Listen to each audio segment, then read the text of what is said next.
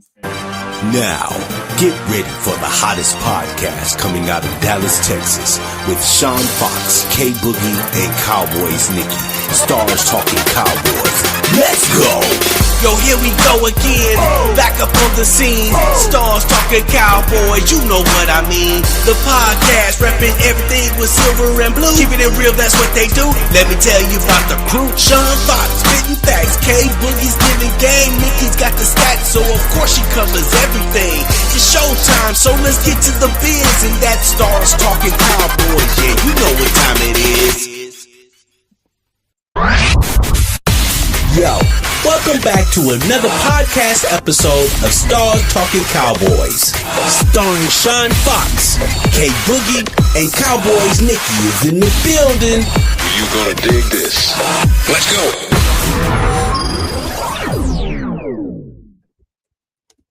What up, what up, what up? What it do? What it do? It's a couple days before Turkey Day. Couple days that we all get a chance to forget about our diets and indulge in some festivities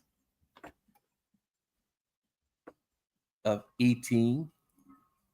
And most importantly, on the day of Thanksgiving, sitting down to be able to watch another episode of the Dallas Cowboys. Yep. And I don't think people really understand that you can't have Thanksgiving without the Cowboys. You're right. Yeah. That's a fact. That's a fact. That's a tradition. That's a tradition. Yes, it 100% is. It's definitely a tradition, and I don't understand why people don't understand that. You know, we that and they're already talking about that. This is probably going to be the most watched game in the history, the most watched regular season game in the history of the NFL. They already predicted it. I know Fox is mad because it's on CBS, so I know Fox is mad. Fox is mad. Well, before we get going, welcome to another edition of Stars Talking Cowboys. I'm one of your hosts. I'm Sean Fox. We got K Boogie on the line. We got Mr. Cowboy Nation on the line. Yeah, dog. Let's get it.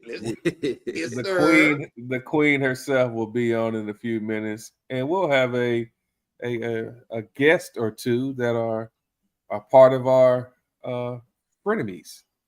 He said frenemies. Yeah, I have to say they're frenemies. We'll have a couple of one, possibly two of Eagles Nation that'll be on. Ooh-wee, let's go. Don't start nothing, won't be nothing. Kevin said, "What's up, fellas? Where's my future ex-wife, Nikki?" Did he say ex-wife? Yo, Hey, Kev, you don't mind pulling that shot, but that boy, he still playing crosshair in court, pulling that shot, boy. Boy, running no play or nothing. Boy, he ain't stepped crosshair court. He shot a layup on that one. He's shooting it all, baby boy. He's shooting it all. Hey now.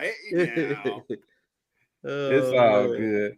Well, let's go ahead and get into let's get into Sunday's game. You know, we'll talk about the good, the bad, the ugly, and ultimately the win that we had. You know, I'm going to admit, and I'm going to be the first person on this show to admit that I was cussing and fussing and thought about turning the TV off. And I did turn it off. I was in the family room to begin with, and I said I can't watch anything. I had to go up to my study. I couldn't. I was like, what is going on, man, with all these mistakes and whatever? I was like, yo, it's not right. I had to take a break, man. I thought he was getting I'm coming. I'm coming. Can you hear me? Testing 1, 2. Oh yeah, we tested, but you coming in at the wrong time. We're talking about our anguish and pain of the first half. I'll let y'all vent about the first half because I know the euphoria of the second half is coming. I know it's coming. Hey, listen, man, that first half was a doozy. I'm gonna tell you, we had too many mistakes. I was cursing Turpin out. CeeDee Lamb, I wanted him gone. I was so heated. CeeDee Lamb, I call him Doodoo Lamb now. I mean, that's some bad drops. I was heated. Hey, terrible drops. That's terrible. I was so heated, man. And CeeDee was dropping this and that. I'm like, CeeDee, you running the wrong routes. Even in the first quarter, I'm like, yo, this is a Green Bay game, playoff game all over again. I'm like, yo, what we doing? I was so heated. Yeah. And did he blame Dak on one of those? Yeah, he did. Throw it up. Yeah. Throw it up. Oh my God! Dude, if you don't, other dude, Dak hitting you in the hand, stomach, face mask, Dak beating you up with this ball. Yeah, man, catch the ball. So thanks, man. I appreciate you guys inviting me. I really do. It only took about 2 years and a catastrophic loss for y'all to do it. And I noticed the lady of the house, was not in. What happened to her? Oh, she makes a grand entrance. She coming. Yeah, she got to make an entrance. You know, she got to make an entrance. Got it. She 100% makes her grand entrance. So yes, we always look forward to her coming in. But you like I said, getting back to that first half, and you know what, Wayne, since you know you are a guest, we'll allow you to gloat about that first half. I'm not gloating about the first half. We lost the game, man. I mean, no. Huh? You gotta hear what I'm saying. We want to hear about the good stuff that the Eagles did in the first half of that game. Okay. I would say one of the things that I liked is that they were actually getting Saquon Barkley the ball in space. They were passing it to him, which they rarely do, and they should do a lot more of, because him one-on-one with linebackers is a mismatch. That's the thing that I really don't like about this offensive coordinator, is that he doesn't exploit mismatches. And one example of that is, you know, I don't know exactly when it was. It was late in the third quarter. One of your defensive backs went out, and they sent in number 27. And, you know, like coaching one-on-one, you have a new cornerback come in, you test them right away. They never did. So little things like that, you know, trying to exploit, you know, their opportunities in the first half, they did.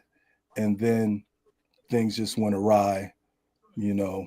And you guys stayed in there. You know, I thought your spirit would have been broken. It was almost one more score.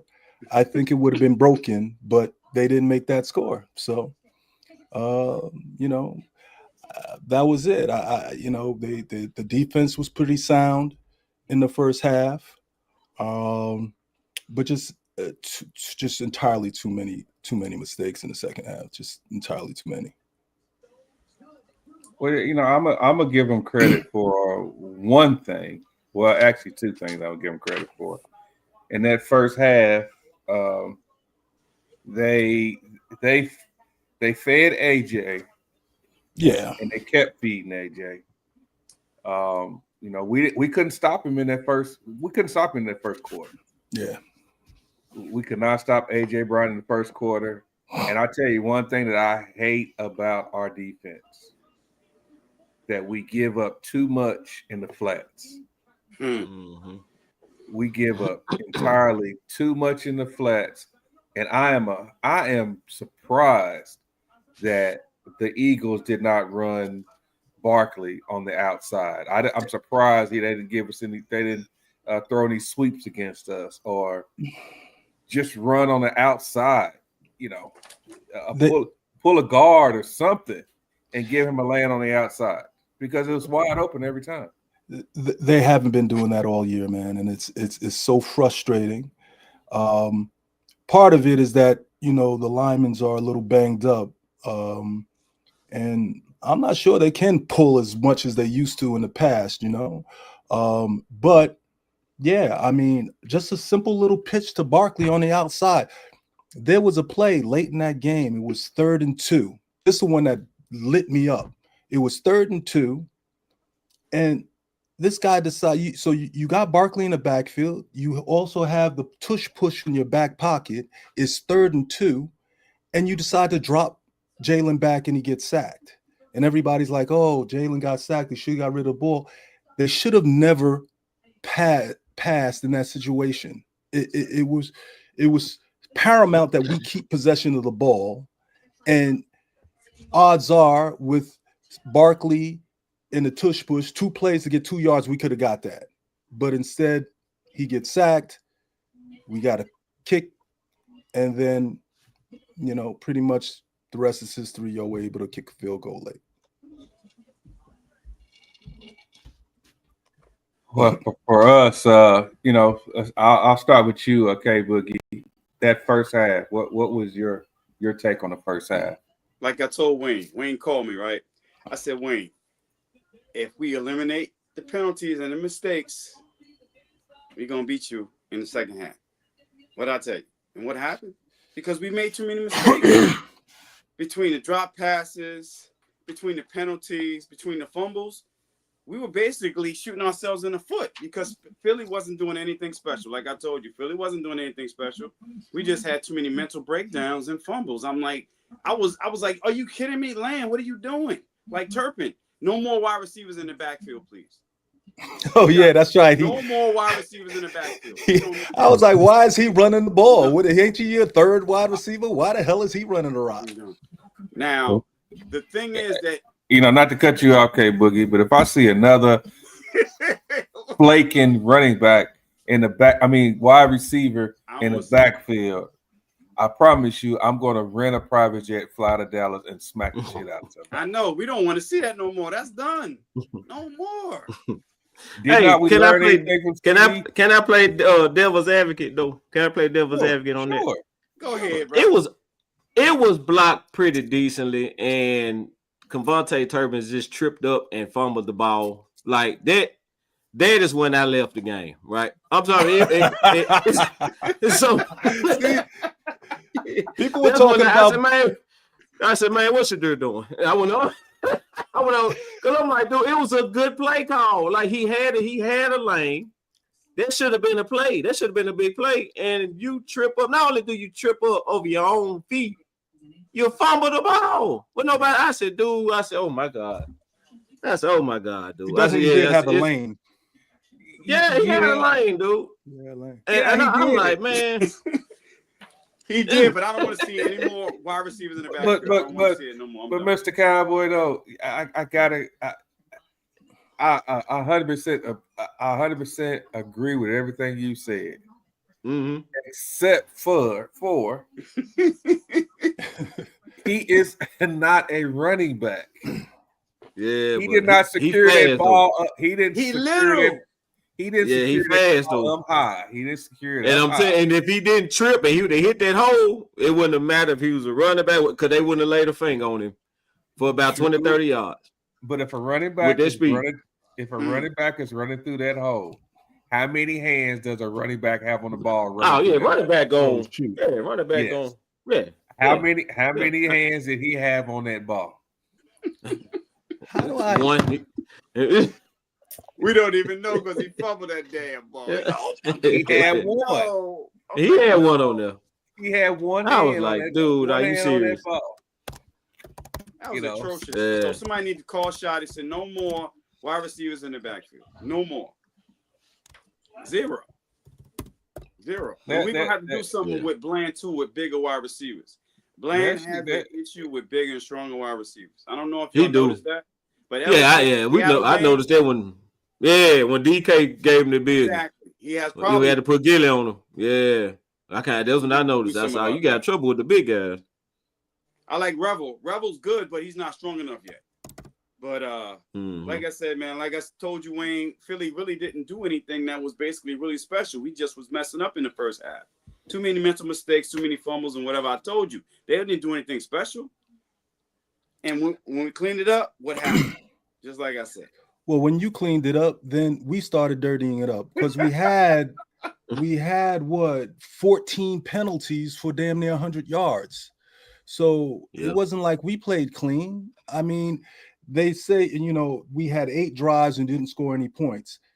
14 penalties, those are drive stoppers. It's not necessarily you causing it. I'll give maybe, the AT&T Stadium crowd, they were loud as hell. We were jumping off sides left and right. So, but 14 penalties, 14.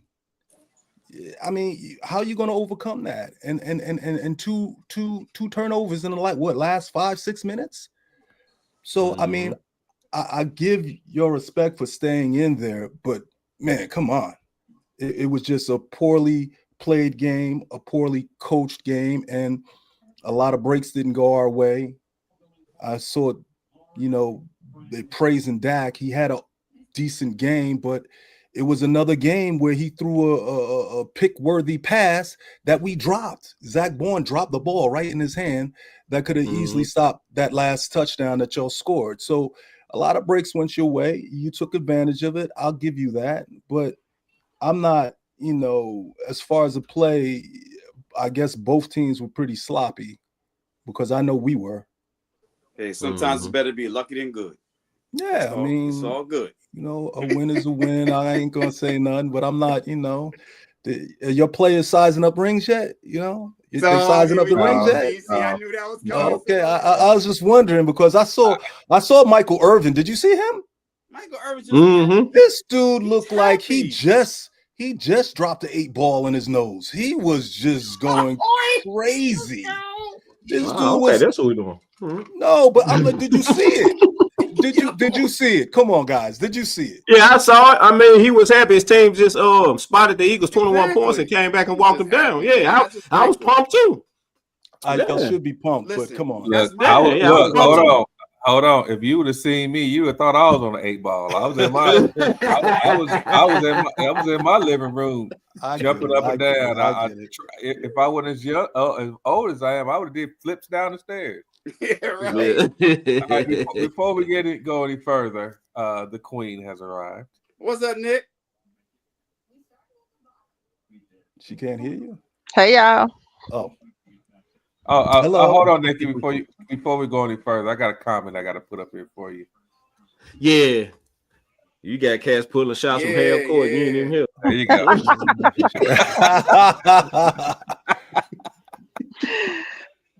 He didn't say. He said future ex-wife. I'm like, yo, what?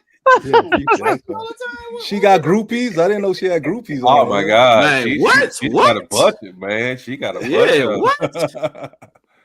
We done had to kick a couple guys off the show over her. Really? I said they are fussing already. Good God. Oh, okay. So, well, since we gave you that introduction, Nikki, just give us your thoughts on the first half of the game. First half was terrible. It was absolutely terrible, and our areas, our aspects of it. It looked like they were rattled. They didn't have any type of practice. It looked like they didn't look at film, didn't watch film, didn't do the proper things to be prepared. It looked like all the stuff that Philly did through the week to try to, make them keep their heads not in the game. It worked, and we want to throw the Revs in there, we can, because the Revs made some really, really bad calls as well on in the first half of the game. They made bad calls. And I'm not one to ever always. I'm not one that say, "Hey, we need this from the ref," or "We should have got this from the ref." I'm not one of them. I'm always the one that says, "Play the game for yourself, so you don't have to have the ref to make a deciding factor for you." And but that punt, that was ridiculous. Like that right there. I just couldn't. That was ridiculous. That was the one that made me send ESPN and it made me send NFL a email. You sent them 2 then, because that happened twice. That happened on us too. The guy kicked him in the helmet, and they said it was a roughing the kicker. No, I didn't. I don't. No, it was running into the kicker. Right. Wasn't No, it to it the happened. field. It was just a It foul, happened y'all. on. That's just It a foul, happened on y'all. the Eagles too. I mean, Yeah. yeah, but I didn't send it for y'all though.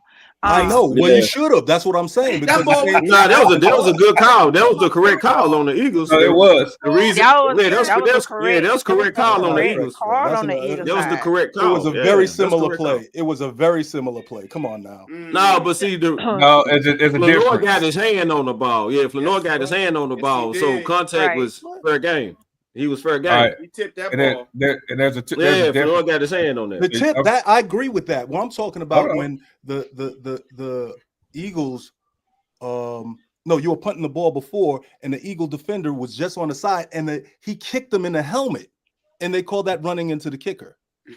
So here's the You don't thing. remember? Yeah, I remember. Here's the We thing, Wayne. remember. Yeah, here's the thing, Wayne. And this Mhm. is and they would tell you before I make this next comment that I take up for the refs all the time. Because Yeah, he guess what I does. do? I'm a ref. He do. Yeah.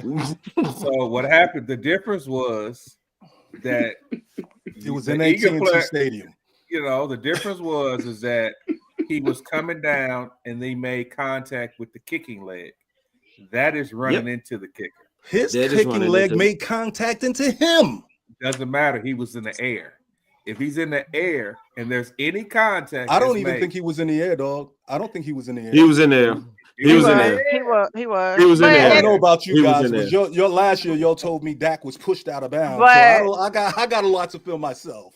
But at Oh, the I gotta end, watch but the at, film I just myself on watched that it one. again. but at the end of the day, on that kick, that y'all what you're speaking about, it didn't. We still was fourth and all it did was give us 5 yards. It was still They fourth just down. gave us 5 yards. We still had That's to it. punt the ball. We Exactly. still had It we still didn't. had to It didn't punt make. the ball. It didn't make. Yeah, it wasn't didn't make so- a damn He no was way just running though. into It's the not like it made a difference. and Versus it gave us ours, first down. we should have kept possession of the ball in our case. You see Right. what I'm saying? Should've Because reviewed there And was y'all no went penalty. down, Review and that. they went Yeah. down and scored, and they went Yeah, down they and ended up going down scored and scoring on that. on that. Yeah. That was a fourth and Yeah. 5. All they did was fourth and 5. All y'all did was y'all still got the ball back, so that's no excuse. Next.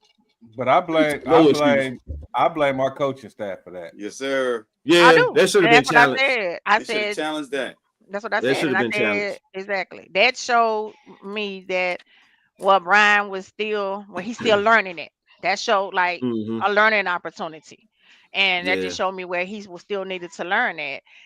But the players went over there and told him to challenge it. Yeah, And they told they Flanor, told like, I him, hit it. "Hold on, challenge it, you know." Mhm. But New York even called down on it, but they called down on it too late because they said that the review came to them behind it happening. So when they got the call to call down on it, Philly had already had kicked the ball. So he did the next play. So it was too late to call on it. But if he would have challenged it, he would have won it. Mhm. Yeah. Yep. So Exactly. that goes back to the thing that we just effed up the first half.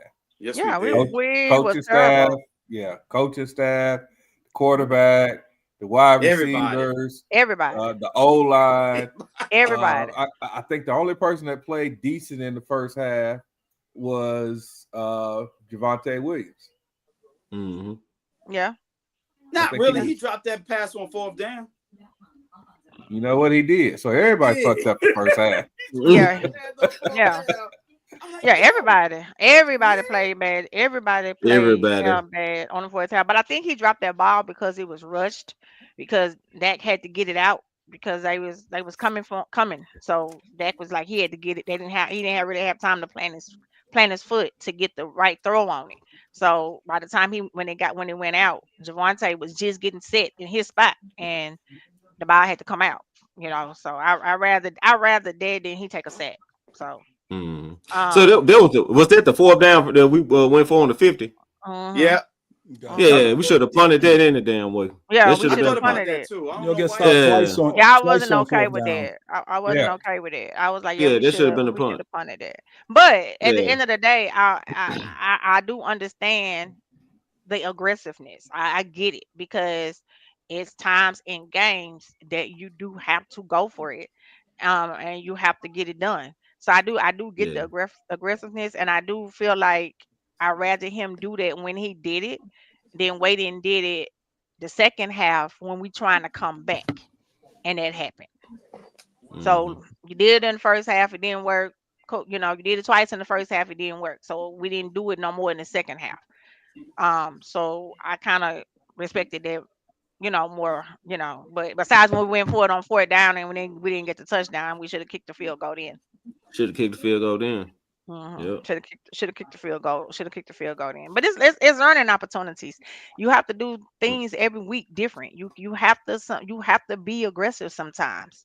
But I felt like I was like, I know he ain't finna sit over here and be no damn Dan Campbell. I just know he ain't. There was some Dan Campbell.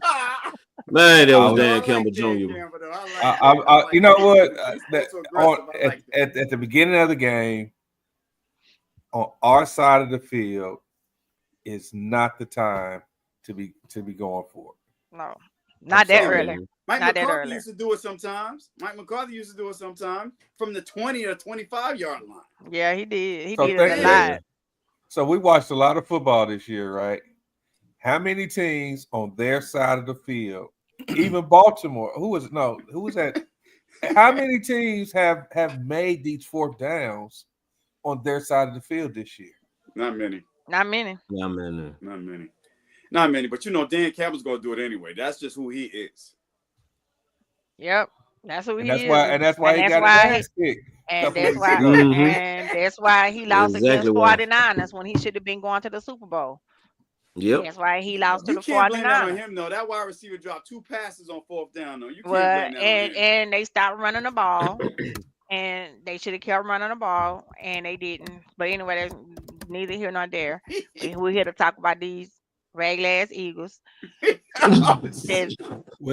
Time We haven't got to the second. Are we getting to the spicy? We getting to the spicy segment of the show now? Is that what you're talking about? We haven't got to the second half yet. We're still on the first half. We're still on us.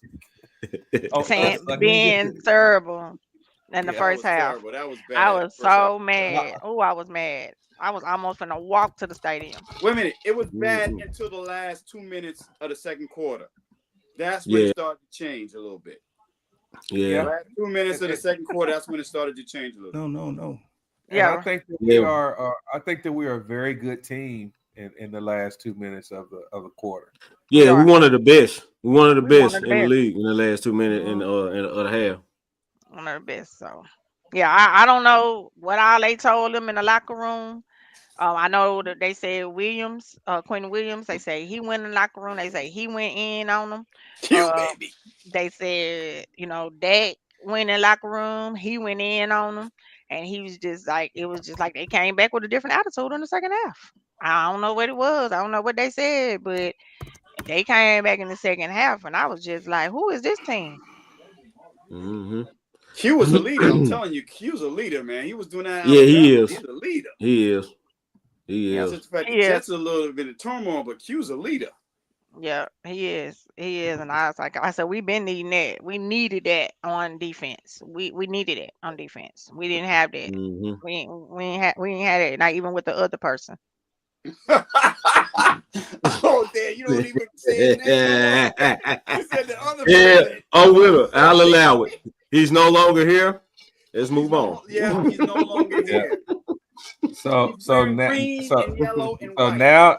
Nikki, you can bring in your introduction to the two Eagles fans on here about the second half, and we'll let them go first and talk about their second half, and then we'll gloat about our second half. So make sure you got some tissue. Go ahead. You want me? The second half? Yeah, because we know he's finna cry. Why would I cry having a 2.5 lead? Why would I cry? Why would I cry being a second seed in the NFC? Why would I cry? I cry because our offensive line. The wheels about to come off. The wheels about to come off. The wheels about to come off. This is what I like. This is what I like. Y'all beat one team over 500 all year, and this what? Exactly what? Yeah, one team over 500. Okay, so if we beat one team over 500, how many y'all beat over 500? Because we play the same damn teams. Well, we beat, Okay. we beat Tampa Bay. Okay. Will you listen? We We play beat the same Tampa team. Bay. We beat Green Bay. We beat the Rams. We beat Detroit. And we beat those you, teams we who have not happen to played. be not really over 500, but kind of sort of. You're like 500 light at 5-5-1. So yes, we beat a lot of teams over 500 already. But I know this is exciting for y'all. Y'all beat a team over 500 for the first time. You still haven't beaten a good team on the road. Oh, so y'all not a good team. I understand. On the road. So I understand you're giddy. I get it. But, you know, for me, the second half of that game was all the coaching staff, right? Because, as I said earlier, they didn't exploit some of the mismatches they could have had. The play calling was just so unimaginative. The formations are stagnant. There's nobody in motion. So there's a lot of things going on with the Eagles, but I think it starts with two people, really. The offensive line, which is banged up and has not been good all year, and the play calling. That was part. And then when you have 14 penalties for 100 yards and you have 2 turnovers late in the game, they got this guy Gibson. I forget where they get him from. He was fumbling for the Jets. I was like, who is this guy? Why is he even on our team? So there was a lot of things that went your way. You took advantage of it, but we handed it to you on a silver platter, and you know, you took advantage of it. But again, rejoice. It's not the Super Bowl, man. We had a rejoice. It was a good quality. It was a good quality win. And I'll tell you this: if you don't win next week, if you don't win in the next 48 hours, it means nothing. It means actually, nothing. Actually, yes, it does. It means nothing. It means nothing. If you're gonna go 5-6-1, it'll be over. You're done. Not really. Well, y'all had a chance to eliminate us Sunday. Y'all didn't do it. We did, but there's plenty of time for you to be eliminated. There's plenty of time for you to be eliminated. Right. So Wayne, real quick, Wayne.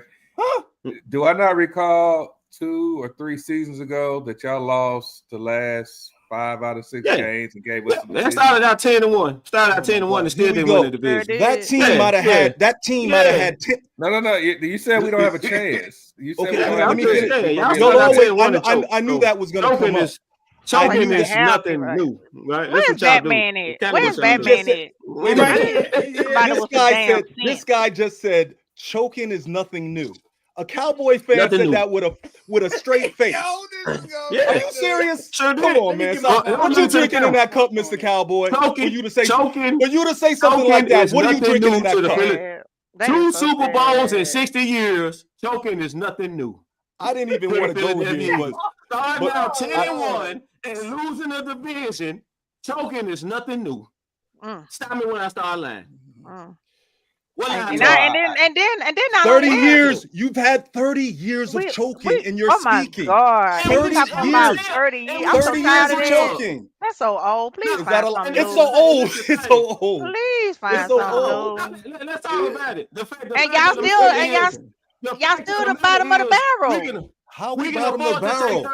How we bottom the barrel? We just this February we got a record. Did you see? Still bottom of the barrel with how many rings? Who got all the rings in the Commanders, bro? You can't. Are you going to bring out a Motorola 2-way pager and talk about the 90s?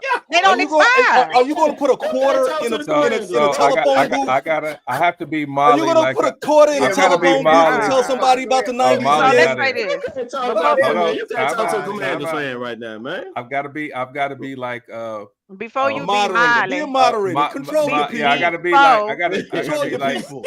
Before you be a moderator, y'all got your ass whipped on the field and in the stand. From a Cowboy fan? Come on, man.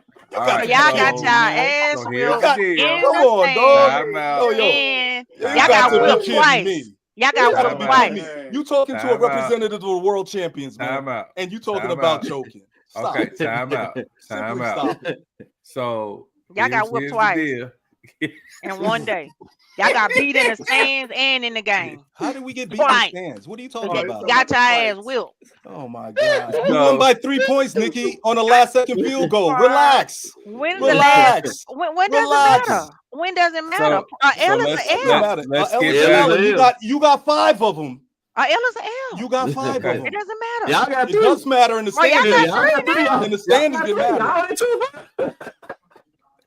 So let's get back to the topic at hand. Let's get back to the topic at hand. Take control, Father. Let's get back to the topic at hand. Because I'm still stunned that a Cowboy fan said something about choking. It's comical. Can you mute him? So I really know the truth hurts. So I'm gonna go back to my original statement. Up 21-0 in loss. The question was, if we lose a game on Sunday. The comment was, if we lose a game on this Thursday, that we're eliminated from the playoffs. Not true. And not true. I'm not saying mathematically you are. I'm not saying we're not eliminated. We're not but you also have to play the Lions in the week after that. And the Lions, the game we can win. Y'all are never worried about. Yeah, the Lions ain't been looking great. The Lions is an overtime with the Giants, bro. It's amazing how y'all are never worried about anybody, but you're 5-1. Wayne, I want to ask you a question.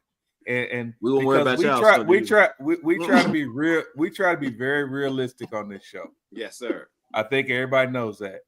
If you look at our schedule, what team for the rest of the season do you see that hasn't struggled lately? What team on our? On our schedule with who they struggle. We're all there's like 2 maybe dominant teams in the NFL today. Right? So it doesn't matter. It's the matchup. It's the matchups. First of all, you're not a good matchup for the Lions. How? Right? Says who? Where? Where's the mismatch? Says that you've only beat 500 teams. That says who? Where is the mismatch? Where is the mismatch on the field, sir? That's what we asking you. The secondary. Your secondary can't keep up with their receivers. And their secondary and your linebackers can't keep up with their backs. So that's the mismatch that you asked me about, and I told you. The backs in the backfield, they got to get past that wall. Do we even talk to the linebacker? Unlike the Eagles, nobody's running the ball on the Cowboys right now. Unlike the Eagles, they will test the edge on y'all. And their backs actually are fat. Gibbs is faster than Saquon. So all we gotta do set the edge. You thinking about set the edge, we good. The Chiefs. You have the Lions, and you still got the Chargers. I ain't worried about the Chargers either. Y'all are never worried about anybody. Because y'all never worried about a team over 500, but you're rarely beat them. So you'll never worry about them though. So Wayne, let's do this then. Who on your schedule? On our schedule. Who on your schedule? Who's struggling against y'all? Who you think was? Who do you think you would struggle against since the Bills? We have the Bills on the road. The second to the last week of the, that's the second to the last week of the season. We'll have the NFC East wrapped up by then. Man, please. What do you mean? Y'all might lose Friday. Y'all might lose Friday, bro. Y'all lose Friday, y'all really in trouble. And we take care of Kansas City. Y'all lose Friday. We lose Friday. We still got a stranglehold on the division. What are you talking? No, you don't. Too much. No, you don't. Cup down. Then you just hit yourself. So you gotta go play Josh Allen. What you think that's going to be? You can't run the ball. You can't protect your quarterback. Your tackle out. Your second corner trash. You're missing the safety. That's a good point. Isn't your tackle coming out this week? He out. Yeah, he needs to sit down though. We want him to sit down. Oh man, he needs to sit down. Guyton is out, but we want Guyton to sit down. We ain't worried about Guyton to sit down. That's a plus for us. We got Nate Thomas. Right. He came in and showed y'all what it was in the second half. I'm sure Jones agrees with you. I'm sure Jones of the Chiefs agrees with y'all. I'm sure he does. I'm sure he does. Yeah, Chris Jones he play inside though. He got to deal with them guards on this side. We're gonna see. Yeah, we're gonna see. Just like they got to deal with Quentin Williams in the middle. So, like I said, anybody can get this work, man. The way they can press you up the middle, they can disrupt any offense in this league. You know what I'm saying? Because I like my chance against whoever. Right. So, and you look at the run game, the last 2 running backs, 7 yards and 22 yards for the entire game. Man, they had 11 carries in between the two of them. Because you had to abandon the run because you can't run it. You ain't ran the ball on nobody all year, bro. And you ain't ran the ball. Our offensive line. You ain't ran the ball on nobody all year. Okay. Now tell me I'm lying. Yeah. Wait, don't forget. We haven't really. We haven't really. But we seem to keep winning games. It beats in the ass Sunday. Huh? You needed to be able to run the ball Sunday. Well, that's how you hold a 21-0 lead. You run the ball. That's what you're supposed to do, and he didn't run it. Exactly. I said the offensive line and the play calling was terrible, and and the penalties was the reason we lost the game. I agreed with you. Exactly. Do you think? But can you tell me why y'all are 5-5-1 now since y'all have such a great team? Because our defense was trash beginning of the year, but we made trades, and since we made the trades, we're undefeated. Thank you very much. Doesn't understand that you beat the Raiders and the Eagles. Yeah, we beat the Raiders and the Eagles. That we spotted 21 points. Tell the whole story. Man, we spotted the Eagles 21 points and walked them down. I will. I will if you let me get an agent that wise. Yo, this is like. I will. Can I? Is it okay? You sure? You sure now? Okay. So you did win the game. You did win the game, but you're nowhere near winning this whole battle. You're not going to win the NFC East. You may not even make the playoffs. So you can have this euphoria now. It's cool. You can do this now. It's cool. Says me. Says logic. Says the last 30 years. Dude, y'all was just 10-1 2 years ago, and we won the division. What?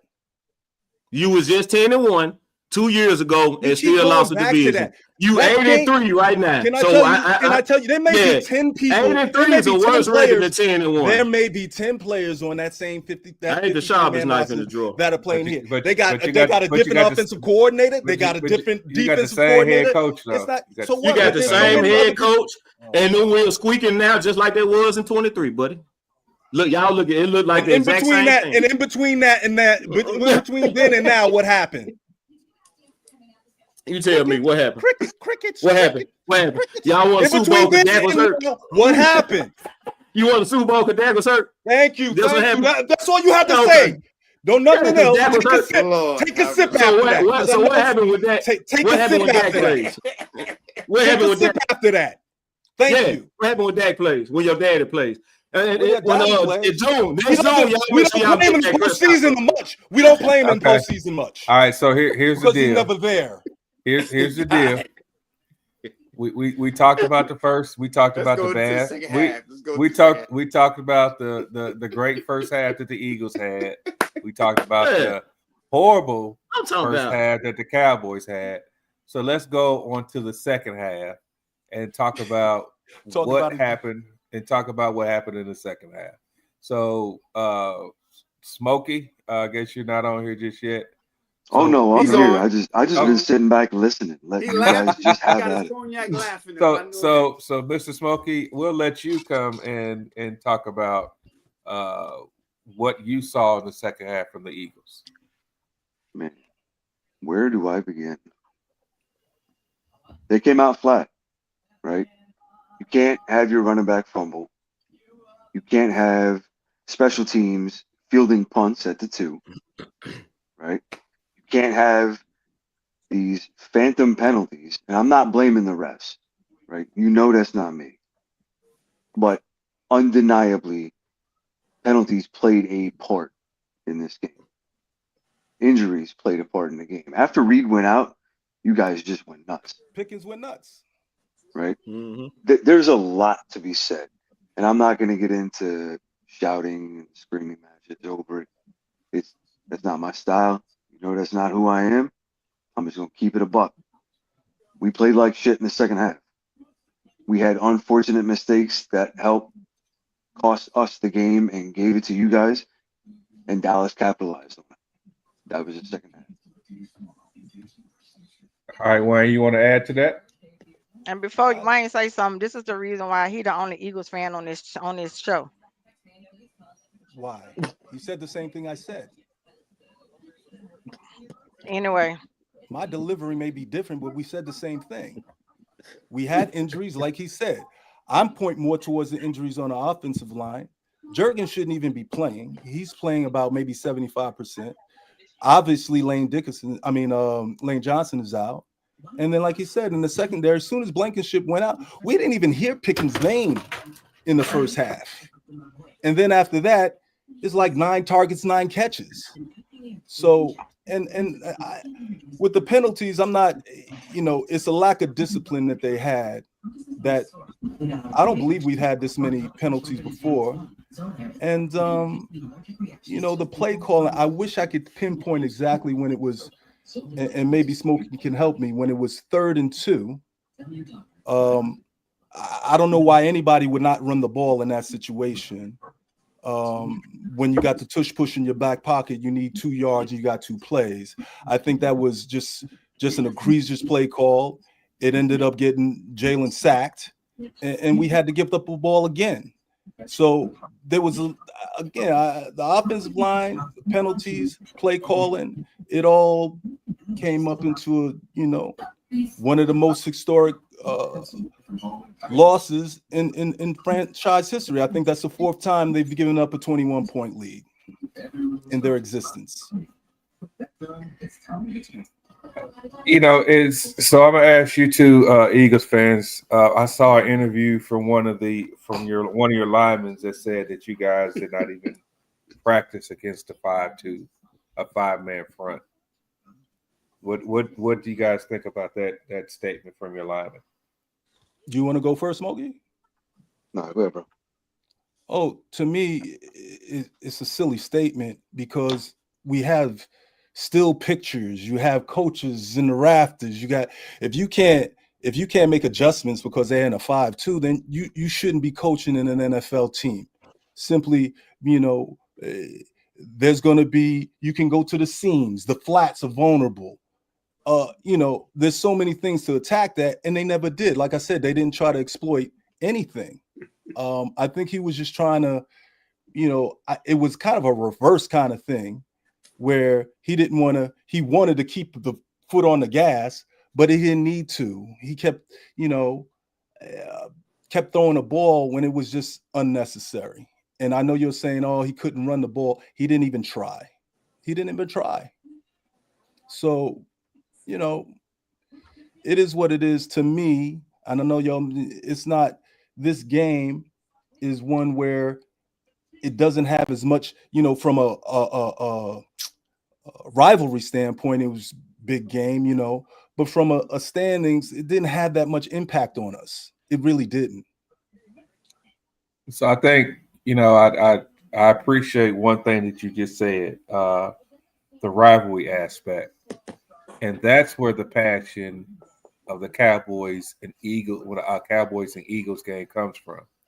Because I guarantee you, if the roles were reversed and we were 8-2 and you guys were 4 or 5-1 and you guys beat us, what do you think that your fan base would be doing right now? I'm just being realistic. And the reason why I'm saying, only reason why I'm making that statement is because, I've been on social media for the last 3 days, and I think I posted a couple things on Sunday night, maybe Monday. I didn't post nothing today, but as I'm looking, and I'm talking about like interviews from your news stations and stuff like that in Philly. A lot of times you guys have lost. Your fans are hurt that they lost to the Cowboys. And that's not that. Our fans are hurt. Yeah. Our fans are hurt all the time, dog. All the time. They're hurt all the time. It ain't nothing new. They're hurt all the time. Okay. We were hurt. You didn't think we were hurt? Like, we hurt when we win. We're hurt when we win. So of course we're gonna hurt if we lose a game to the Cowboys, but we hurt when we win. But when you beat the Cowboys, so okay, let me throw this in there, and then I'm gonna let Jeff go, and then we're gonna talk about our second half. When we're playing other teams and we finish the game, you don't never hear the Cowboys saying we want Philly. You don't ever hear our fans screaming out, "We won't feel it." They trying to get the hell out of AT&T Stadium. It seems like that when between your team and Washington, no matter what the situation is, whether when y'all win these games, if there's an upcoming game with the Cowboys, the first thing everybody is screaming, "We want Dallas. We want Dallas." Mm-hmm. If it's the upcoming game, if it's the next week's game. I'm just saying. Have we seen any? It's a huge rivalry. It's a huge rivalry. It's the same thing with the Cowboys too. When it's the Eagles week, they act the same way. I don't. Nikki, have you ever been in this stadium? We don't have no Eagles week. No Eagles week. We don't have no Eagles week. When we ain't going to the schools and putting up y'all I really think you know what I really think. I think y'all have. This is what I mean about y'all having such an inflated view of yourselves. To punch y'all in the face and fight y'all team members. This is the delusion, and I'm telling you, we don't do that up here. We trying to teach our kids some education. I know, right? Go put the player faces up and say, what does that have to do with what this man said? Beat them and beat this and do this and do that. I'm gonna say this here, and then we're gonna move on. I'm gonna say this right quick. This is what I'm gonna say. It is not about the fact that we beat the Eagles, because we've been beating y'all ass. No, you haven't. What are you talking about? Let me you tell haven't been beating the Eagles. That's a lie. Now you can go on. What's Dak Prescott record against the Eagles, sir? You keep saying that. I knew that was going to come up. How many meaningful games has Dak Prescott played beat us? How many meaningful games? It is not about the fact that we beat the Eagles. That's not about what it is. What the Cowboy fans are most gloating about is the fact that we came back from 21 points down to win. And that's not something that any of our teams have ever been able to do since our past glory days when we had the top teams. Most of the time when we down more than 2 scores, we never come back. They get down and out. They don't know how to get it together. They do worse. They do worse things in the game to make the game just go worse and worse and worse. So it's not about beating the Eagles. It's about the fact that we finally seen a team that came back and had fight in them. We finally seen a team that said, even though we 3 scores down, we not gonna go down without a fight. Whether we lose or not, even if we lose by 1 touchdown, 3 points, we not gonna just sit here and let them just come in our house and just beat us. Any other time, that's what happens. That's exactly what happens. They go back in the locker room and they come back to halftime and they still play the same way they played in the first half. They didn't do that this time. So it ain't even really about y'all, because we would have this feeling even if it was another team. We ain't worried about y'all. We play y'all all the time. We play y'all every year, twice a year. So we don't worry about that. That's not what the issue is. Y'all would have the same feeling because you saved your season. Because if you lost that game, you'd have been 4-6-1. It would have been done. That's why the euphoria was there. So it's not about that you came back. It was a great comeback, what have you, that was aided by us and great. But again, you guys are focused, and we're going to talk about the second half again. You're focused on this, where someone like me, who just coming off a Super Bowl, we're not focused on one half of a game against the Dallas Cowboys. We're focused on that number 1 seed. So this thing about we're so enamored about the Dallas Cowboys, a 500 team, light 500. It's just not true. We're not focused on that. We're the Super Bowl champions. We're trying to go back to back. Now, if we would have swept the Cowboys, that would have been great. But we still got a 2.5 game lead. And if you guys would have swept us, what would the fans be doing Sunday, Monday, Tuesday? The same thing Dallas fans would have done if they swept us. Same exact thing. So that's what I mean. That's the point that I was getting to earlier. This is not a come on here and beat the Eagles down and this, that, and other. Because one thing that I'm never going to do is, especially on this platform, I might get on social media and post a couple of memes and this and that and the other about it. But on this show right here, I'm going to keep it 100 If I ask a question, I'm asking because, or if I say something, I'm saying something because this is something. Just like I heard that you guys didn't, practice against a 5-2. A 5 front line. I'm gonna ask something that's 100% legitimate. Jeff, and now with you being on this show, you're on here because we are division rivals. We like to get the input of our division rivals, from a game perspective.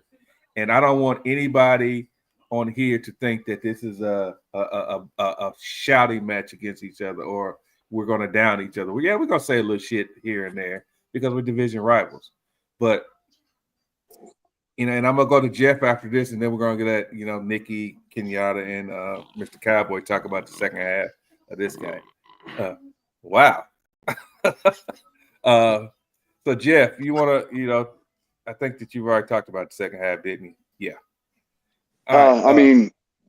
You asked a question about Landon Dickerson talking about not practicing against a 5-man front. I don't know how many times Dallas has run a 5-man front this year. So hearing an offensive lineman say they didn't practice against it doesn't give me a lot of issue, right? Because if it's not something that they've done before, you're not going to practice them. So it would take time to adjust to it. That obviously didn't happen, right? I saw people absolutely trashing Jeff Stoutland for the run game, for the O-line play. And I'm like, Jeff Stoutland doesn't forget how to coach Hall of Fame O-linemen after winning a Super Bowl. The dudes on the O-line are hurt. That makes a huge difference. Landon's not right. We know Cam Jurgens isn't right. Tyler Steen is no Mekhi Becton.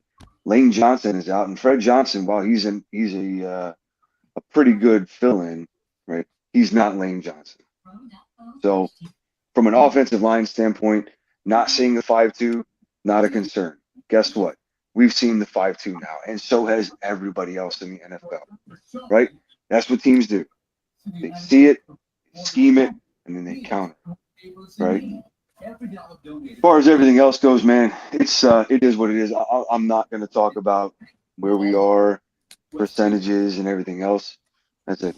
We beat ourselves, and we got beat in the second half. Congratulations on the win. We're on the next week. All right, Nikki, you want to talk about the second half of this game? What you saw?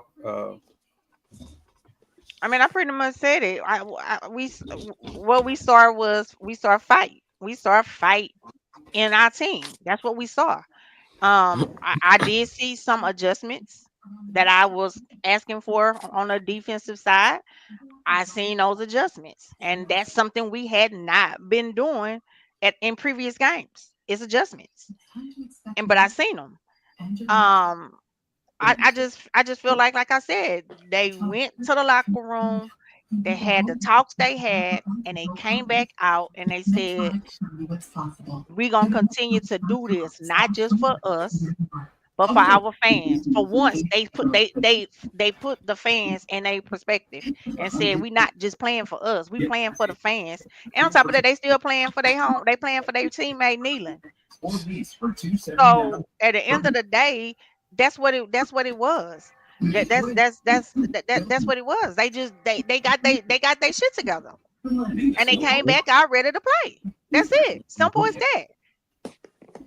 I do have one thing to add, though. Go ahead. Kevin Patullo was a big dumb dipshit when he fired. Yeah, see, it's like So you guys miss Kellen Moore, huh? So you guys really miss Kellen Moore? I don't know. It wasn't all that pressed with Kellen Moore either. When you have a 2,000-yard rusher in your backfield, how creative you got to be. So now, yeah, that statement right there. I promise you, I'm glad you said that because I'm not saying you when I make this next statement, but there are a lot of when we said that. There are a lot of Philly fans that said that we didn't know what the hell we was talking about. We didn't use Kellen Moore right, and this, that, and another. We said last year, did we not, Kenyatta? Yes, did we sir. not, Nick? Did we not, Mr. Cowboy Nation? It's easy to call plays when you had Saquon Barkley in the backfield. He's a cheat code. And that O line was deep too. Yeah, that O line was A1. I gotta give him that. My philosophy is that football is first and foremost a running game.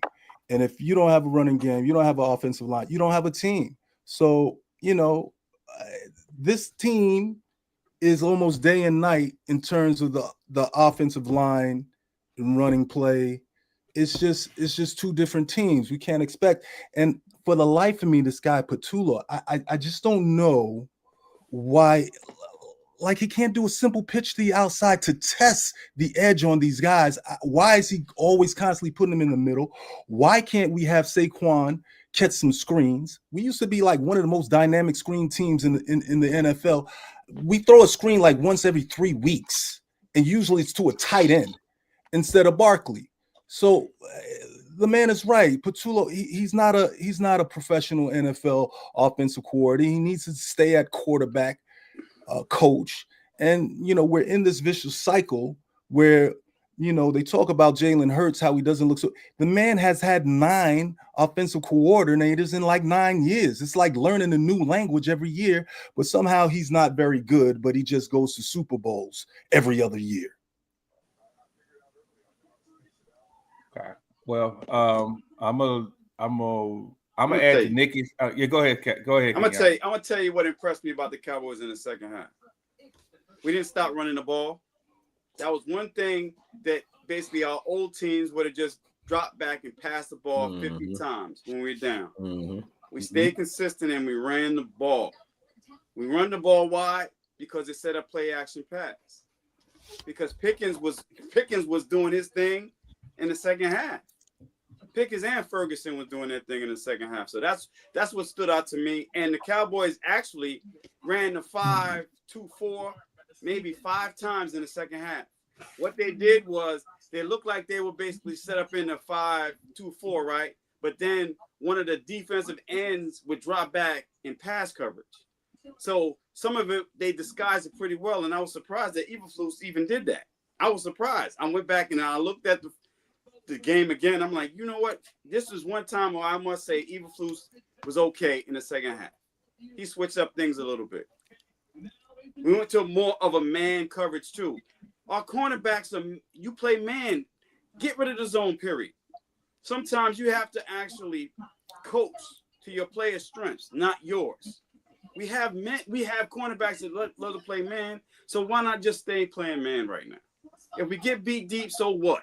But at least we in a man coverage where they feel comfortable and not guessing, hey, should I be here? Should I be there? Is my drop? Should I play 7 yards off when they only need 3 yards on third down? Just go to a man. That's all I ask Eberflus. But other than that, I'm glad that we stayed consistent and we did not panic. That played well in the second half. CD, he was a little bit better.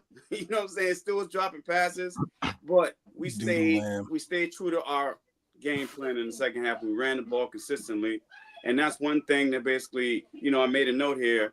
That was one thing I said, I'm proud of, because the Cowboys in the past, we would have lost this game. We would have stopped running the ball, drop back, time to throw the ball. So I was very proud of the Cowboys in the second half. And our defense played lights out, to be honest with you. All right. I'm telling Somebody got a radio on or something. Big difference. All right. Mr. Cowboy.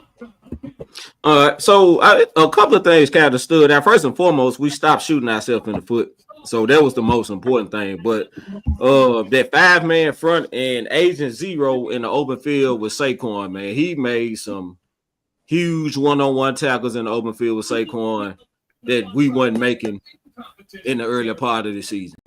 Right. Normally, you get a running back one-on-one, one of these linebackers, he was cooking.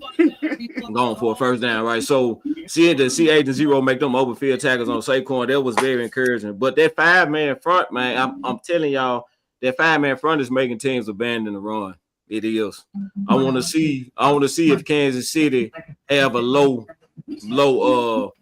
attempts. Because you said Ashton Jenner only had 6 attempts. Saquon only had 10. Right. So I want to see if Kansas City been running the ball pretty well. So if they have a low attempt rate as far as running the ball too, that's gonna kind of scream at you that 5-man front is making teams abandon the run. It kind of reminded me when we had all those pass rushers and teams was just like that. We just gonna run it. I think it's kind of like that in reverse. Like they now we'd rather pass, do bootleg play action. We're not gonna try to run on this. So I but that 5-man front is something nasty, man. Yeah. So my take on the second half, and I'm just gonna use 2 words to describe what I thought about the second half. Elijah Clark.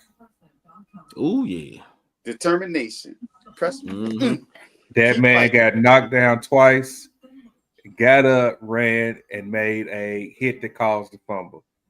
That we didn't get no points out of it. I'm pissed off about that. But that lets me CD. We should have. That's gonna be our next subject. The wide receivers of the Eagles and the wide receivers of the Cowboys. But for that man to be that determined, that taught me a lot about that second half. That taught me that the team didn't quit, that the coaching staff rallied these guys, or whoever rallied the guys at halftime for these guys to come out and play as hard as they did. I'm gonna tell you, when I gave up on the game, I was optimistic when it was 21-7 at halftime.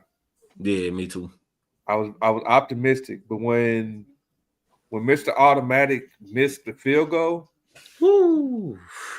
I was like, oh my God, we're gonna lose this game. If he's missing field goal, we're gonna lose this game.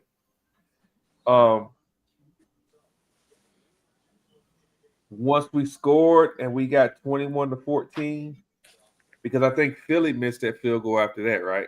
Yep. Philly missed the field goal too. Yeah. Once we got to 21-14, I don't know if I put in the chat or I text somebody and I said, we got a chance.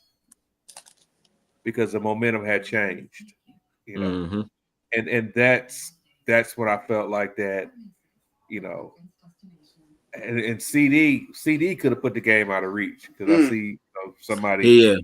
Yeah. He could have put the game, on ice, because the pressure would have been all on Philly. But I thought that was a very entertaining game. You had to watch that game from it was a great game. The beginning to the end. Yes, from start to the last whistle was blown. And so I thought it was a very entertaining game. I know it's Cowboys, Eagles, it's the NFC East. We don't have the best record in the NFC East, but we are doing what the NFC East usually does, and that's beat up on each other. Nobody expected the Giants to beat the Eagles at the beginning of the year, as bad as they were. Nobody expected that. Nobody except for Cowboy fans expected us to beat Stephen A. He for once he didn't want to admit it, but he rooted for us. But nobody expected us to beat the Eagles. So this is what the NFC East does. We just beat up on each other. And that is those last 2 or 3 weeks of the season is going to determine a lot. And that's where I say us playing Washington and the Giants, they're going to try to be spoilers. Let's say we do go, we sweep the next 4 games. I guarantee you the Giants and Washington is going to give us hell. Oh, yeah. Please believe that. And it's on grass too outside. Oh, yeah, definitely. Definitely. Especially the Commanders.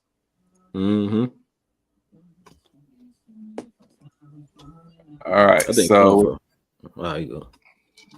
Yeah, I think I'm still here. I think I just lost my camera. Yeah, just a video is gone. Yeah, the video gone, but we can hear you though. Okay. There we go. So let's talk about the receivers of Philadelphia. Let's go with Philly first.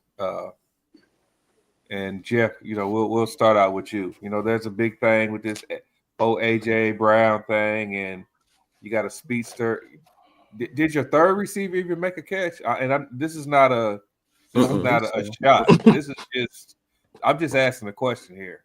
I don't recall any production out of your slot receiver. You was Jahad Dotson, right? Yeah. Yeah. Mm-hmm. No, I don't think our third wide receiver had any catches. Mm. So what are you guys feeling about this whole AJ Brown thing? You know, because we on the outside, we're hearing that, you know, he disgruntled and this and that and the other. And then, you know, we hear reports that, oh, everything is all fine and dandy, but we just feel like that there's something wrong in that locker room when it comes to AJ Brown. It's fodder. Mm-hmm. You know, It's all fodder. He's frustrated because the production that he expects for the team to have with the talent that we have in the locker room is not there, right? Everybody has been pointing to play calling, right? Everybody, not just internally, externally, pundits, radio, TV analysts, everybody. The play calling is elementary, and that's being generous, right? There's no creativity. People are starting to understand exactly what we're going to do before we do it. I said it before, it's giving me reminders of 2023. However, it's not the same kind of team as 2023. We actually have a defense this time. There's a huge difference. The offense can struggle. The offense still has the ability to strike. We saw it in the first half of the last game and in other games that we've done this year. We're just not doing it. It's a lot of talk. It's a lot of fodder, but it's all coming down to the play calling.